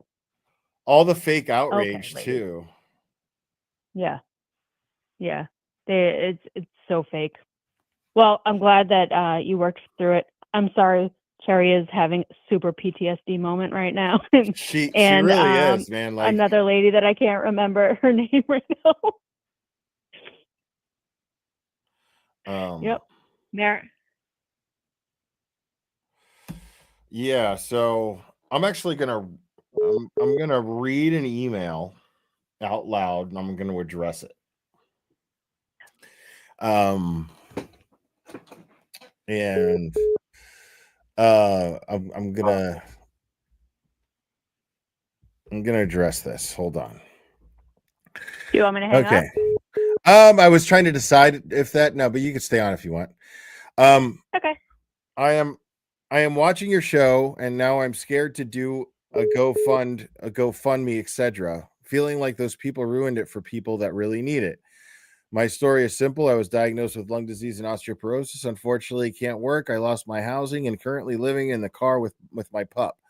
Food is becoming an issue. Gas is always an issue. I have to walk to get doctor, and my depression and bipolar are out of control. Your show scared me about starting a GoFundMe, and I need some serious help. Will, I don't want to die sitting in my car. That's why I contacted you. I need help to get some monetary support. My van has fuel pump issues. Also, where can I go to put out a post? I don't want to be called a liar. I have enough stress. Could you give me a place to go for help? Sorry if I bothered you. Just to know. So, I'm glad I got this email and caught it through, because normally I don't even open my emails for the most part because of things like this. And although my heart goes out to this person and whatever their ailments are, that's not what I do here. I ever since, and Cherry knows this, Cherry knows this. Now, if Cherry wants to help and deal with that, she can. But Cherry knows that the last time I tried to do that for somebody on this channel, we got burned and made fools out of everyone who donated. I did see that in the chat, actually. They put that in the chat as well. And I just will not do that anymore. I'm happy. The thing is like Turtle Boy's Give, Send, Go is for his defense. He obviously needs it. We can see all the evidence as to why this is all happening to him. Karen Reed, the same thing.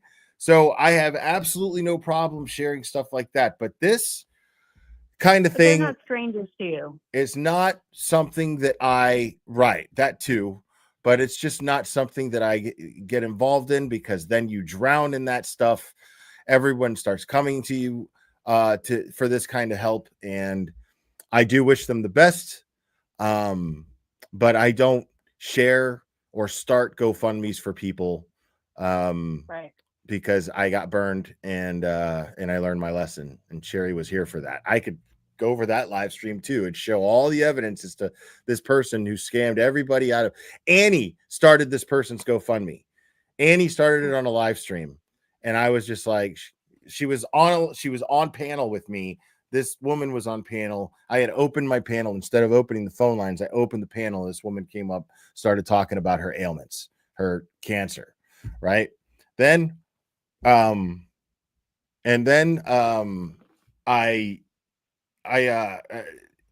was still shaky about it. I was like, and then Annie right there from her phone started her a GoFundMe, right? But then my mod at the time, she ended up noticing a couple of inconsistencies in the way she was talking, because they spent a lot of time talking. Well, I can't take credit for that. Ask your bartender, but that was that girl for sure. She put in the work for that. She was the one that made me. She goes, "You need to see this," and then showed me. And then I was like, all right, we're going to go live and go over all of this, because the community deserves to know. These people all donated to her shit, you know? And so that's what we did. So I feel bad. And, you know, if I could magically just take on everybody's problems and help them with it, I would love to be able to do that. But realistically, that could just turn out bad for everyone. And Exactly. And I won't take that And risk. it's unfortunate for the people that actually are sincere and are looking for help, because the few bad wreck it for the ones in need. And it's not worth embarrassing yourself, getting burned, and throwing all of people that trust and support you for somebody that might be trying to just work the system. Right. Yeah, and that's just right. And if I were trying to be slick, you know, I would say, oh man, it sucks for those people who, like me, who really need it. You know, I mean, I don't know what our options are, and the truth is, I don't believe in, when I don't know all the facts about something, I don't believe in bailing someone out with a GoFundMe and using my platform to do that. You know what I mean? Because what if they could help themselves? You know what I mean? Exactly. Or just go to the whatever the center of town is, wherever they are in their car, and ask for help from that town. Right. There are other ways. What's up, Drop Microdots? Smaller ways. So yeah, so I wish that person the best. And you know, and I wish I could do more. And if they start something legitimate and they put out their name in the chat, and then, you know, it makes the choice up to us, whether or not we go look that up. You know what I mean? It's not you telling us what to do. I don't want a whole bunch of people in my community to feel like they got gypped and I helped with that in some way. They won't hold me accountable for it, but it still happened on my watch. You know what I mean? Yeah, it was, you would still feel responsible, even though you're not. Right. And I just still, like, still has your name attached to it somehow. Yeah, you just can't do that. But, all right, well, let somebody else call in. I just, I missed the boink boinks. Oh, yeah. But I hope we see you in Boston again. Yeah, at some point that'll happen, I'm sure. Someday. Yeah. My knee's getting All right. better. It's getting a little bit better. Good. But I don't know. Like, I still can't straighten it. So I don't know if it healed bad or I just have atrophy. Can't, So I don't know. But I Gotta can work out that scar tissue, Rob. I can heel toe and it's still very weak, but I can heel toe at least and put some pressure on it. That's all you need. All you need is a 1-2 step. You're fine. No, but like if I can't straighten it either, like it affects how I walk. Like I still need the cane. Yeah, I got you. Well, everybody would still welcome you with open arms, even if you are a little gimpy. Yeah, I know. And, I just want to try to get. That is not a bad term or a sexual term or whatever. So funny. But anyway, All thanks right. for calling. Appreciate it. Yeah, thanks. Bye, Boink. Bye. Boink boink.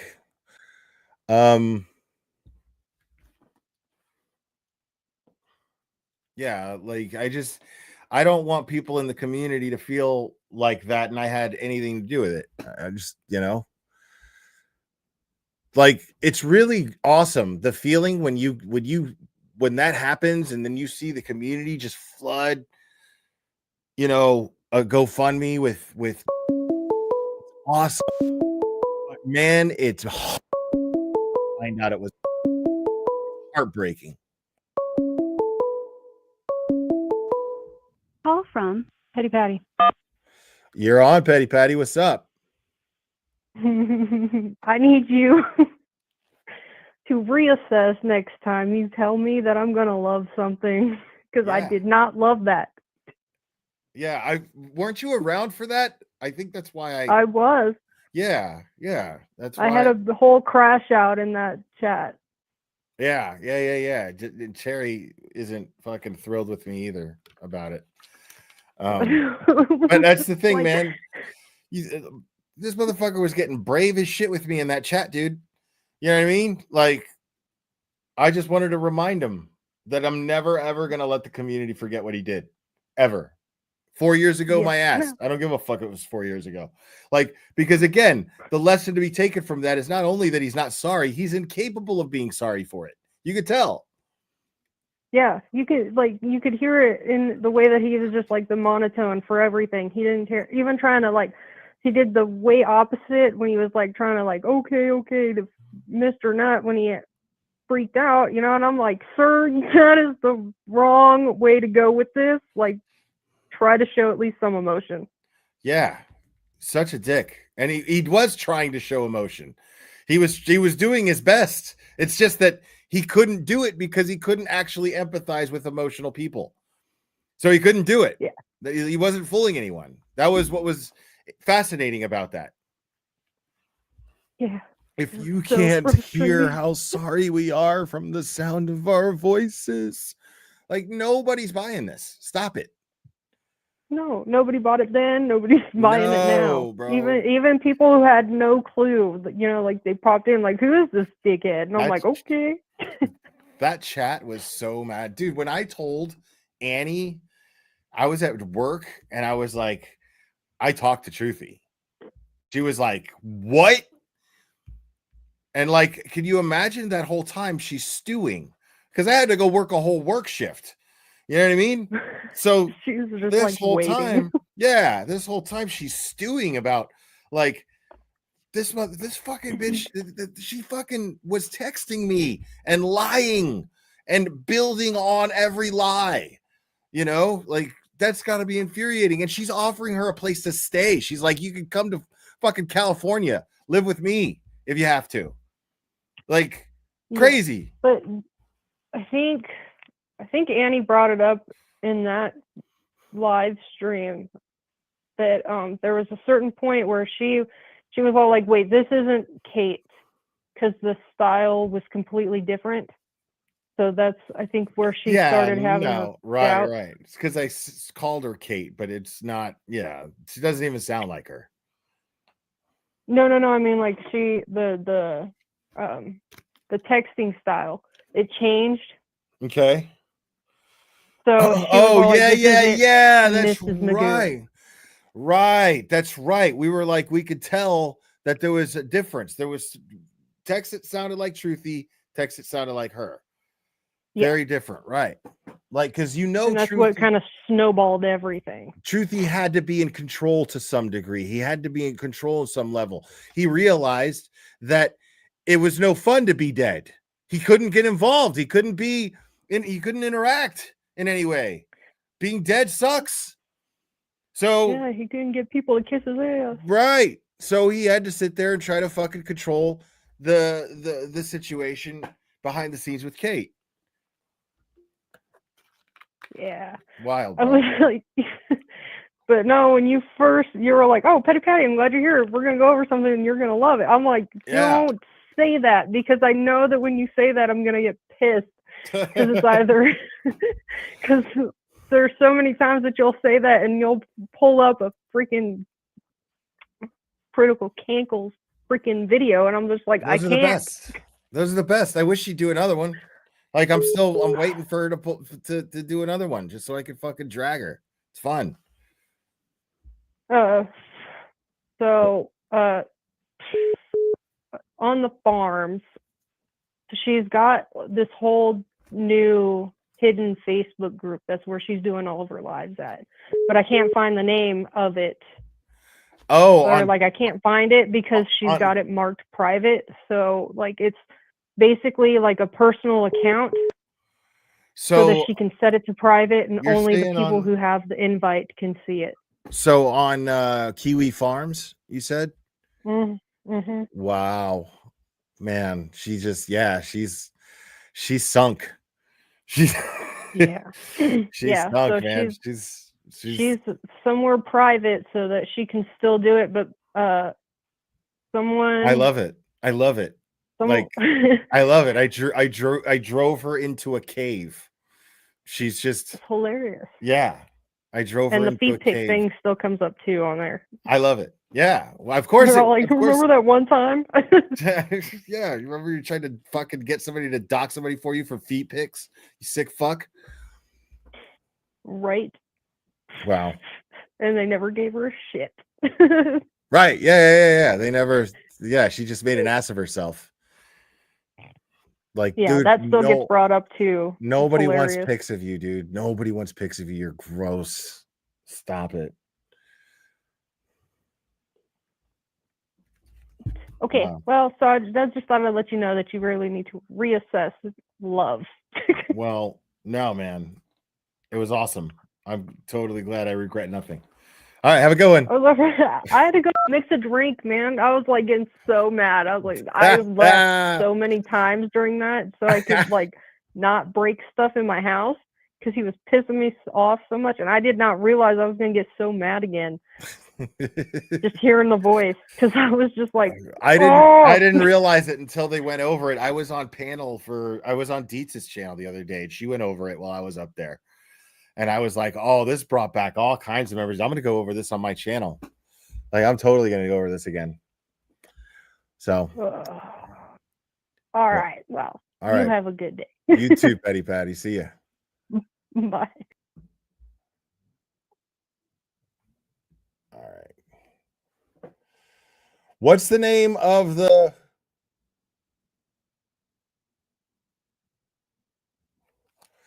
What's the name of the channel that had AJ on? Anyone know? I see Betero was on Pop Crime TV.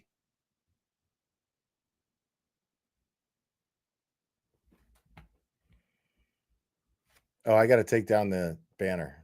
My bad.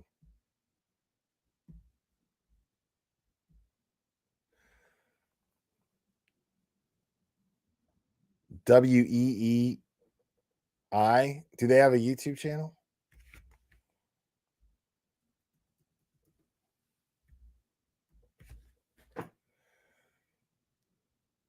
Okay.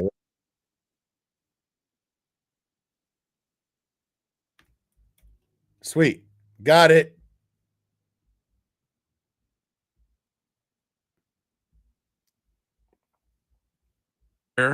We're obsessed with. And joining us this morning on this show, for the first time, one of her attorneys, Alan Jackson. Alan, good morning. Hey, Greg, how are you this morning? Great to have you on. I know it's early out there in California. Appreciate you taking the time. Oh, hell yeah. Pleasure. AJ. I mean, I've been trying to get you on since the trial, but I mean, I know you had other things you had to do. Well, you know, I need a little courting. You didn't court me, Greg. Come on. Well, I tried. You took to Instagram over the weekend to say that you're not done yet and the next chapter is coming. I know there are a lot of us who want to know what that means, Alan. Well, I was just sort of generally referring to something I'm very excited about, which is I've agreed to join Karen and her very capable defense team in the civil action. So I'll be coming back to Boston. You haven't seen the last of me yet. The really good news is I'm going to be bringing Elizabeth Little with me as well. So yeah, the band is not just staying together, getting back together, but we're intending on writing a few new chapters. That legal team, you're the legal team that you have joined, has sent subpoenas to the Mass State Police and the Norfolk DA's office, seeking information on witnesses who testified at the trial, on Michael Proctor, and on evidence from the federal investigation. We discussed the federal investigation a lot on this show. From your perspective, in your opinion, did that federal investigation end?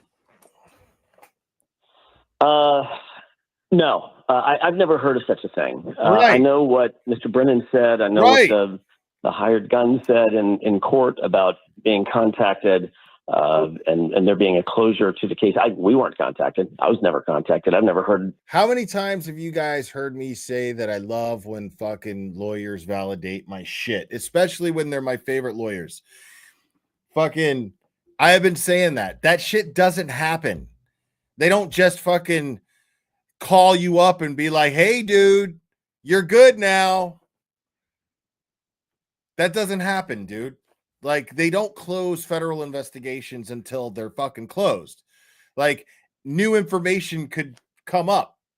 It may not be active, but they don't just close these federal investigations and say it's over.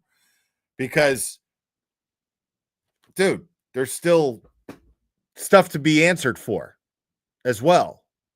A word of that directly from the horse's mouth, and I've been doing this for a long time, and I can tell you it's not a thing. It's just not a Greg, you just don't do that. As a prosecutor, especially a federal prosecutor, you don't look at the target, call the target, and say, "Oh yeah, we're done here."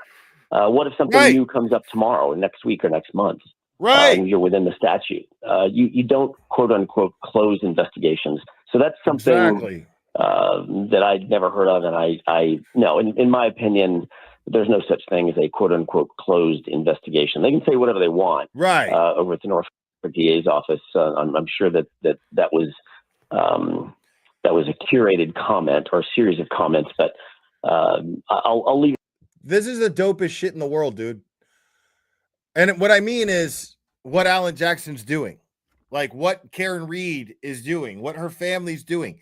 This is the dopest shit in the world, because they're like, this explains her comment on the courthouse steps right following her acquittal, where she said, nobody has done more to get justice for John than me.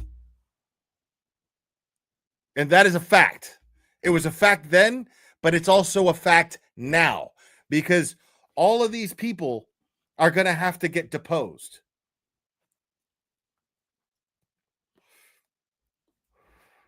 All of these people are going to have to get deposed. And Alan Jackson's going to have a blast doing it. To the feds to do what the feds do best, and that is to investigate. And that's exactly what I think is continuing to happen. But that's just my opinion. Speaking of that, of the DA's office, that's my opinion should too, the or at least it's my hope. In this state be concerned with how much was spent on both of these trials? Oh God, yes. Yeah. This is that. I mean, the DA's office serves at the pleasure of the public. He's an elected official, and he's got responsibility the public for their confidence and to their pocketbooks. I love this shit. AJ's not holding back. AJ's going, this motherfucker fucked up. And the people of Massachusetts, of the Commonwealth of Massachusetts, have every right to hold him accountable. I have no idea how much they spent. I know how much we spent, and I can imagine they spent as much or more. I mean, there were millions and millions and millions of dollars of taxpayer money spent that was completely unnecessary because of a persecution, not a prosecution, because of some sort of a personal vendetta. After the first trial, everybody knew what had happened inside that jury room, inside that deliberation room. She was acquitted. I've talked about this, the fact that Karen and I and our team may be the only attorney-client relationship where we've actually acquitted someone of murder twice in the same case with the same charges. They knew that they couldn't prove this case. Right. Coming out of the first trial. They knew they couldn't prove the case going into the first trial, and that they pressed forward. And then, of course, following the debacle of the first trial and the joke that was the unrecorded verdict, they forged ahead again. And it was, some sort of, it turned from a professional, objective prosecution of a case to a personal vendetta. And it cost the taxpayers millions and millions and millions of dollars. I mean, just their special prosecutor alone, his bill was north of $500,000, closing in on $600,000, just him, for a completely failed prosecution. Completely failed. Adam, you worked in the DA's office in Los Angeles as an ADA. Yeah. You have perfectly capable ADAs who could have tried this case and it wouldn't cost you $600,000, correct? That's normally the way it goes. Of course. Right? Yeah, they sure as fuck do not. And to piggyback off of what Microdots is saying here, they do not throw Hail Marys, because you wouldn't have to throw a Hail Mary if you could prove beyond a reasonable doubt that the person you're prosecuting is guilty. You don't need to throw Hail Marys. There should never be Hail Marys being thrown by the DA, ever, because it's an indication that there's no case, that they shouldn't be there.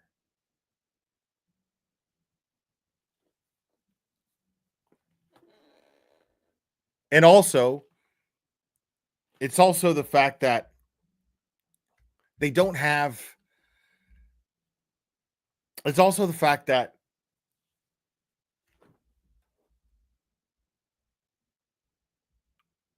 with throwing a Hail Mary, right? Like going to a trial twice that should have never been. It should have never even gone to trial in the first place. And then they throw these constant Hail Marys, constantly trying to weaken Karen Reed's defense, if not disable her defense. And this is, what's going on is I mean, everybody who, because I don't know, man. Like, I'm having a brain fart right now because I got a lot going through my head right now. But I feel like, that should never happen. That's the thing, is they don't bring cases that they don't feel they could prove beyond a reasonable doubt, that without getting a strong conviction. They offer deals if they don't think they can get a conviction. Like, there's all these different processes to deal with something, to deal with a case as weak as this one. Most of the time, it would just get thrown out. Like, it's insane that Beverly Cannoni didn't throw this case out. It's insane. Well, the way it goes, and if Michael Morrissey didn't have those kinds of prosecutors who could try the case capably, then maybe he needs to find another job. That's his only job, is to populate the courtrooms. That's it. I love that shit. I said this shit too.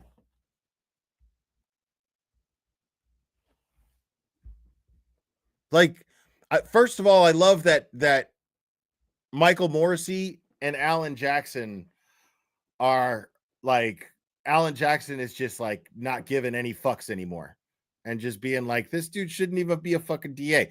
That's the whole thing. Populate the fucking courtroom. Dude, it's your job as the DA. Like, why don't you have capable ADAs of prosecuting a case? Why did you hire a special prosecutor? Unless you knew that the only way to win this case is to be unethical. To hire a shitty scumbag fucking mob goon lawyer to prosecute an unwinnable case by taking low blows. That's exactly what Brennan was hired for. Brennan was hired as a goon. Not to win the case, to make the defense lose the case. With people who are competent, not just competent, but ethical. I don't know, maybe there were some ethical prosecutors inside that office who said, not just, I can't. They probably could have prosecuted the case. It's just a matter of calling witnesses and doing an opening and closing statement. Right. I love when Alan Jackson validates my shit. Nobody in the ADA's office is gonna fucking try this case. They have careers to worry about. You can't make them do that shit. You know what I'm saying? You can't make an ethical ADA go in there who clearly knows the letter of the law and is like, this is crazy. I'm not doing that. You can't make me. Putting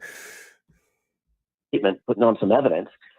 I think he had prosecutors who said they wouldn't because it's unethical. They didn't believe in it.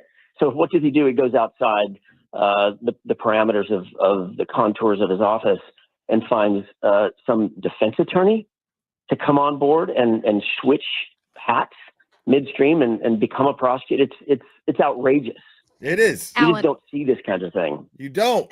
Alan, I was so impressed with how you and your team were able to handle the first trial and the second trial, but it did feel so drastically different, the way in which you decided to handle witnesses. And the first trial seemed like there was just bombshell after bombshell. It was much more McAlbert's heavy. I love that she used the term McAlbert's. These people are Turtle Boy fans. Mr. Media. They don't call him Mr. Media for nothing. That's why I don't think they were ever asked. He couldn't use an honest career ADA. Right. That's what I was going to say. It's like, that's way more likely. That's way more likely that they wouldn't even ask an ADA. That Morrissey was like, no, man, I can't ask any of these people to do this. While the second trial was much more database, what went into the decision to kind of switch things up and choose to go down that road at the second time around? There wasn't a marked difference in what our theme and theory of the case was. As a matter of fact, there was no difference in what our theme and theory of the case was, which is the SUV never hit John. He wasn't killed by being hit by a car. That's the basic postulate. And he was inside the house. Somebody inside that house killed him. Trial, it was very clear that the prosecution was going to do something different. They were going to try to style themselves as a data-driven prosecution. We knew that the data helped us. So any trial lawyer has to do this. You have to be committed to your cause, but you also have to be able to be up on the balls of your feet. You have to be able to be nimble and pivot with the prosecution, because you're not just parrying, you're defending, but you're also, to a certain degree, you're on the offense as well. So what we decided to do was shift and learn from the first trial that I wanted to press much, much, much harder on reasonable doubt and undermining everything they say about the data, because the data actually served our purposes. The data proved that the car did not hit, it did not collide with John O'Keefe. And so that's what you saw in the second trial, is a much more sort of tactical approach. They didn't call certain witnesses. They didn't call Brian Higgins. They didn't call Brian Albert. They didn't. There were big witnesses that they just forwent altogether. Right. We knew that there was a chance they would do that. We didn't know until they closed their case who they were and weren't going to call. They didn't have to tell us in advance what their trial strategy was. But we were ready and able to sort of pivot on the move to not just defend against what they were presenting data-wise, but to attack them for not calling people like, oh, I don't know, how about Michael Proctor, the lead investigator on whose shoulders you base the entire prosecution, and you don't call him. So we knew that there was going to be some shifts, and part of being a good trial lawyer is to be able to make those shifts sort of on the fly, and that's what we did, and we did it with Karen's approval and with the rest of the team's approval. Speaking of Michael Proctor, he has had a civil service hearing yesterday trying to get his job back, saying the suggestion is that he was not treated like other troopers. Does he deserve to be a trooper in Massachusetts? Oh my God. No, please tell me they're not going to give him his job back. He's claiming he wasn't treated like other troopers. Well, then act like other troopers. Right. Don't do what you did. Right. Which is to take your trooper's hat off and to become a sort of a sideshow. This guy had so many biases going into the case. I mean, it was embarrassing. I don't need to go into, and I won't go into all the details of what he did, not just to the investigation, but to Karen Reed personally, just dehumanizing her, maintaining relationships with the people that he should have been investigating, the very people he should have been investigating. No. Look, to be a sworn officer and to take on the mantle of the protection of the community, that is a privilege, Greg and Courtney. That's a privilege. That is not a right. And he squandered that privilege with bias and a lack of objectivity and lying through his teeth about his own relationships, about dehumanizing with conduct that was dehumanizing of the person he was supposed to objectively be investigating. No, he's lost all his right to carry a badge and a gun. He's an embarrassment. He should never, ever, ever be in a position to control the community members that he serves. And that's exactly what being a police officer allows you to do. It's a lot of power, and he's not someone who should ever be commissioned with that power ever again. Alan, you discussed objectivity. On a scale of 1 to 10, how much do you miss Judge Bev? Oh my God, that's a whopper. If I go the rest of my life and never have to walk into a room with Judge Bev, God bless her, it'll be too soon. Yeah. Wow. And by the way, that's the other thing is so that's like what, a 7? I don't have to say it. I was right there in the mix. I was in the fishbowl. I was wondering if others were clocking what I was seeing. You know, sometimes you're so far in it. It's like a fish that doesn't know it's wet. I wasn't sure if others were seeing what I was seeing inside that courtroom, but you know, a judge's job is to absolutely be unbiased, to put all of the biases aside. You know, everybody comes into life in any situation with certain biases. The job of a judge is to put those biases aside. Right. And she showed very, very quickly and undeniably that she could not and would not do that. There were rampant biases in favor of the prosecution, in favor of the Commonwealth, in favor of Mr. Lally and Ms. McLaughlin, in favor of Mr. Brennan once he took over, and against the defense from nearly day one, nearly from the moment I walked into court the first time on September 25th, 2022. So no, there was a breakdown of the entire system, and she was part of it. Yeah. Do you believe there was a conspiracy to frame Karen Reed?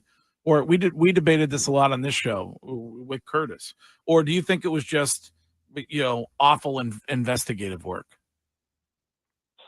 It's a combination of both, for sure, in my opinion. A combination of both. There was an awful investigative work, but it wasn't just incompetence. It went beyond just incompetence. You could read in Michael Proctor's text messages that it wasn't just incompetence. He had a view of her. He had a thought process about her from nearly day one, right? 16 hours into the investigation, he was already determining that he was going to make sure that it was going to get pinned on the girl. She's going to pay for this. Right? He said it out loud. He said the quiet part out loud. So it's not just incompetence. So now once you go beyond outside the parameters of just incompetence and being stupid, which there was a lot of idiots involved in the investigation as well. Once you go beyond those parameters, now you start getting into the very troubling area of a cover-up. Well, we know that tragically, an officer has lost his life. And we also know that we're going to pin it on this girl. So what does that mean by definition, Greg? What does that mean by definition? It means that you're going to cover up what actually did happen. You're going to... You know what pisses me off is nobody brought up the shoe, bro. Actively cover up who's responsible. Bullshit. And lo and behold, isn't it amazing that the person that's supposed to be investigating is connected to and related to, with personal relationships, to the very people that should have been number one, number two, number three on the suspect list. Right. So you tell me, was Karen Reed framed?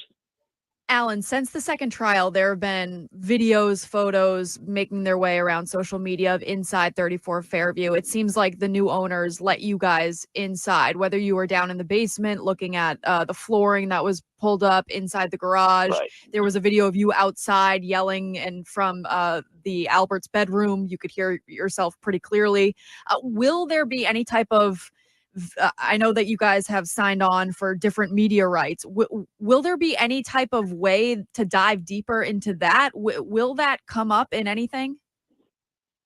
Well, the pain point that the plaintiff... Yeah, I mean, that stuff is... If they make an effective, big budget Karen Reed movie, if they make a big budget Karen Reed movie, they're gonna really, really, really focus on the data, and just try to make it as understandable to and easy to follow for the layman as they can. But you cannot do this without going over the data, because if you want people to make up their minds of whether or not Karen hit John from this movie, well, then you have to show the data. You have to explain the data to some degree. Are going to have in their civil suit is this is a very different lawsuit. It's not a criminal lawsuit, and it's certainly not being governed by Judge Beverly Cannoni, who kept out so much of that information. That's why you're seeing it on social media rather than having seen it in the courtroom. All of it was relevant. We attempted to get most of it in. There's no reason why this jury should not have known, why either jury should not have known that Michael Morrissey was under federal investigation. There's no reason. That helps her case. It's her right. It's true. It's not untrue. Denied both in the first trial and the second trial. So this new lawsuit is probably a very good platform, I'd say, I would suggest to you, for a lot of that information to be aired out completely. So yeah, I don't, that's not the last you're going to see of that information. Just that and a lot of other information. To be clear, when you said this new lawsuit is so this new lawsuit,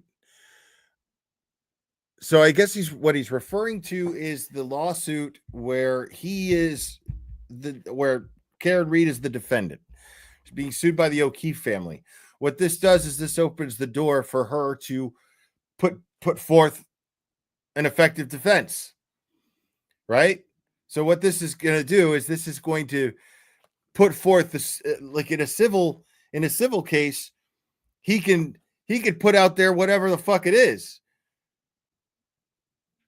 Maybe not the details of maybe not the actual TUI report, 3,100 pages of the federal investigation, maybe not that, but details about it, certain pieces of information like they already have. And you're going to see that happen. You're going to see witnesses getting deposed. You're going to see witnesses. I mean, they're going to be able to ask questions that Beverly Cannoni is not going to be there to block. So it's going to be like awesome, actually. you're joining her civil defense team to defend against the wrongful death suit. Are you like the McAlberts have to be scared shitless of that? You know what I mean? Like the McAlberts should be fucking scared shitless. I wonder if they're if the O'Keefes are getting any pressure from the McAlberts to drop the lawsuit. It would be very telling to them if they did. also is Karen also planning a federal lawsuit on this case? So that's a interesting question, not one that I'm willing to talk about right now. We have a You're lawsuit under. that's Can in I front of remind us. you? I remind you, you're under oath. Counselor, I object, and I move to strike that comment from the record immediately. By the way, yeah. also, I offered countless legal strategies during the trial to Alan. Didn't use a single one of them. I just want to make that clear right now. You and me both, bro. Yeah, I've seen carnival psychics with a better track record than Greg when it comes to legal prowess. I'm just suggesting maybe not. Alan, Greg, hey, we'll see what this new lawsuit entails. I can tell you this. I can say this. Karen has proved herself to be a fighter. She's not going to sit back in a corner and get punched. Right? Everybody has a plan. I would suggest the following. Everybody has a plan, as the old saying goes, that Mike Tyson made famous, until they get hit in the mouth. Right. And Karen Reed has shown that she knows how to hit others in the mouth, meaning how to fight back. I doubt seriously she's going to be a wallflower during the course of this new litigation. So whatever that means, we'll see. Okay. Alan, I know you're probably got something else to do this morning than talk to us. I just am so curious about the period between the trials. As someone who's, I don't understand, I've never studied law. Is there any prerequisite or is there any onus on the Norfolk County DA to prove either new information, or how did you go from the ending and the conclusion of the mistrial into the beginning of the next trial? What was that process like, and what did the state have to do? That's a great question. The state has an obligation, an ongoing obligation, to ensure that they do not ever present a case in front of a jury that they do not believe can be proved beyond any and all reasonable doubt to a jury of 12 objective community members. All right, that's the postulate, right? That's the baseline. They have an ongoing obligation to establish. That's the ethics of a prosecutor. You cannot just prosecute a case because it sits on your desk. You have to be convinced as a prosecutor, as an ethical prosecutor, that you can prove the case, prove all the elements of all the charges beyond any and all reasonable doubt to a jury, an independent jury. So after the first trial, it was our thought, there's no way that these folks are going to come back to the drawing board and say, oh yeah, we're going to do this again. It was nearly 4 months the first time, 3 months and a few days the first time. Right. It ended with, very famously now, it ended with acquittals that were not recorded. Of course, the DA's office is going to go back, sit down at their desk, take a deep breath and realize, hey, you know what, guys and gals, we did the best we could. We put this case forward the first time, didn't work out. It's not going to work out any better. We don't have any new and different evidence. It's going to be the exact same thing the second time. It's going to cost the taxpayer millions and millions of dollars. We're going to take the loss and walk away. It's the just thing to do. That's the conversation they never had. What Michael Morrissey conversely did is he goes back to the drawing board and says, who can I hire outside the office who's willing to take this piece of garbage lawsuit and prosecute it? Oh, nobody in the office? I'll just go pay someone. I'll literally, it's offensive. Yeah. It's offensive. I'm just going to go write someone a big enough check, basically bribe someone to come on board with a big check and prosecute the case that nobody else in the office can or will do. So what happened between the first and second trial is offensive. Jesus. It never should have happened. And it was a complete abrogation of their obligations. And it's in keeping with Michael Morrissey's entire tenure as the DA. It's a fiefdom. He runs that like a lord and his manor. He doesn't run it like a public official. Right. He's a disgrace. He's an absolute disgrace. How deep do you think that, if you consider this to be corruption, how deep do you think it goes here in Massachusetts? All the way up to its core. to its core. And that's when I say that, I don't mean that every single Massachusetts State Police officer is corrupt. Not by a long shot. Most of them are hardworking men and women who get up every day and do the job that would strike fear in the rest of us, right? They run toward the danger. They run toward the bullets and the fire and the fights and those things. I have the deepest admiration for the lion's share of the men and women who do that job. I also have a deep admiration for the lion's share of the prosecutors who populate courtrooms around Massachusetts. But what I've seen during my time in Massachusetts, it hasn't been all that long, a few years, going on 4 years now of working in Massachusetts pretty regularly. It's not a couple of cops. It's not just a couple of cops. What are the odds that you would get a Proctor and a Buchanan and a Tully and these folks that have all been disciplined, Kevin Albert, who have been disciplined, some of them been fired, almost all of them have been removed from their positions in one case. What are the odds? Right. The odds are almost zero unless the corruption goes extremely deep, unless that kind of conduct is rife throughout the community of the Massachusetts State Police. And also, it doesn't just go deep, it goes high. Michael Morrissey is at the top of that list. He knows better. He damn well knows better. He's a political hack who knows better. And all he cares about is his next election. That's all he gives a crap about, which is offensive. He's not going to Were win. you surprised to see Commissioner Cox say that he had no idea that Kelly Deaver was even involved in the Karen Reed case? He would be on that, Greg. He actually said, "I've never said the name Karen Reed. That name has never crossed my lips. I've never talked about her. Bullshit. Or talked about this case." Are you kidding? No. Are you kidding me? One of your officers was fallen. One of your cops was found dead on a lawn of one of your cops. Right. And one of your the third leg of that stool is one of your cops is It's like he's saying everything I said. central to the case, dealing with not just one of your officers who's dead, but on the central piece of that puzzle is it happened on one of your officers' lawns. And you're telling me you've never said the name, you don't know the name Karen Reed, you've never heard of this case, you don't know anything about it? Well, either you're incompetent or you're lying, one of the two. And now that you're saying that conversation with Kelly Deaver, however she wants to pronounce it, never took place, are you kidding me? Then that tells you one of two things is true. Either you're lying, or she's lying, Commissioner Cox, or you've just proved my point that she's a liar. Exactly. Which one is it?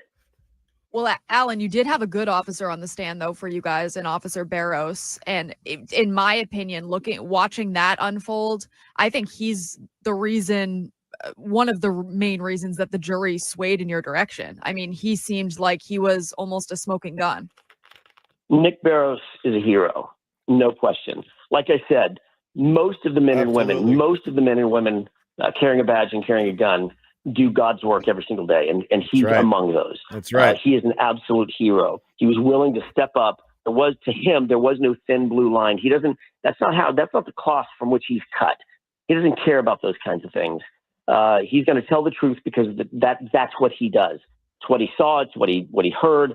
Whatever that is, that's what he's going to testify about. And that's what he did. He had the guts to get up on the witness stand and tell the jurors exactly what he saw. And what he saw was, and what he established was, that taillight was not broken, not completely smashed out when Michael Proctor first got a hold of that truck. It did not look like it did after he got a hold of it and after all those taillight pieces were found at 34 Fairview. That tells the jury all they need to know about the condition of the taillight and what Michael Proctor and his people were doing with that car. Alan, who is in the running to play you in the movie? I thought it was you. You and I talked about this, Greg. You said it was you. I have done some acting. You're going to have to go to Modern Pastry and just eat there for the whole civil trial for that to work. He has an IMDb page, not a big deal. I mean, I think there's an undeniable likeness. Come on. You don't know? Yeah, I have no idea. Who knows? Who knows? Right. Danny DeVito, maybe. Yeah. Well, I appreciate you taking the time, and it is of interest, I think, that you are now joining that team that will not only defend the civil case with Karen, but also decide whether or not there is a lawsuit to be filed. So, Wiggy, did you have one? The only question I had for Alan, Wiggy didn't watch much of the No, trial. I couldn't get him into it. I tried. He wants Idris to No, play. yeah. He is- exactly. Wiggy, I'll take my apologies now, Wiggy. No, by the no, way. I'll believe take my me. apology now. Listen, the one thing I learned growing up as a kid, always know a defense lawyer.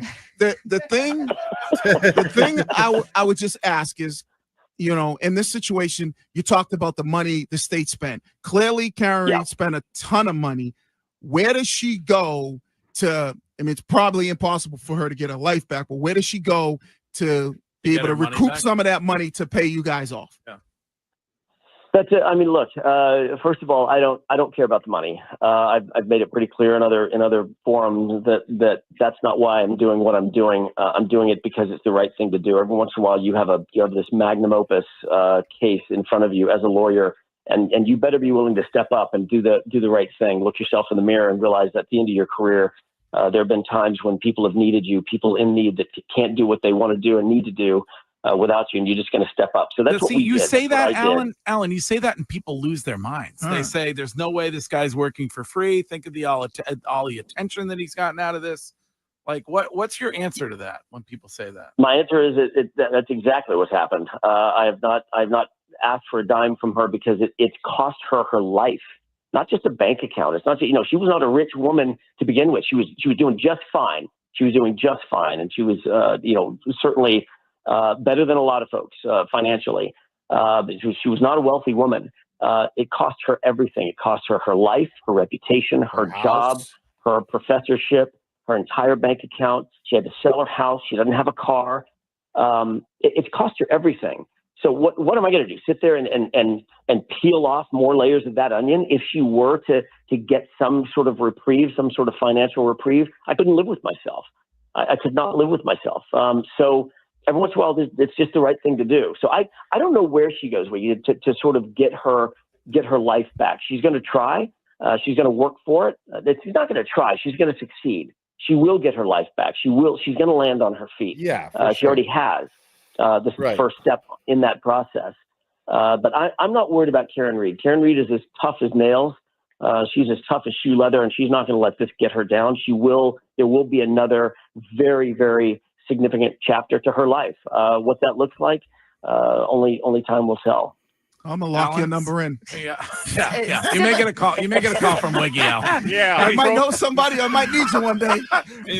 I like you pro bono. That's what I'm talking about. Civil trial not live streamed, correct? Doubtful. No, there hasn't been a request, a media request that I'm aware of, and who knows what the judge would do in that case. But it's very, very unlikely. Very unlikely. Alan, you're welcome on this show anytime. man, and I look hope forward that to happens. catching up when you get back here in So, Boston, which can- became your You second. guys are great. Yeah, keep a bowl of chowder warm for me. I'm coming back. All right, Alan Jackson. Thank you. All right. Gotta love AJ, man. Gotta love AJ. Hello.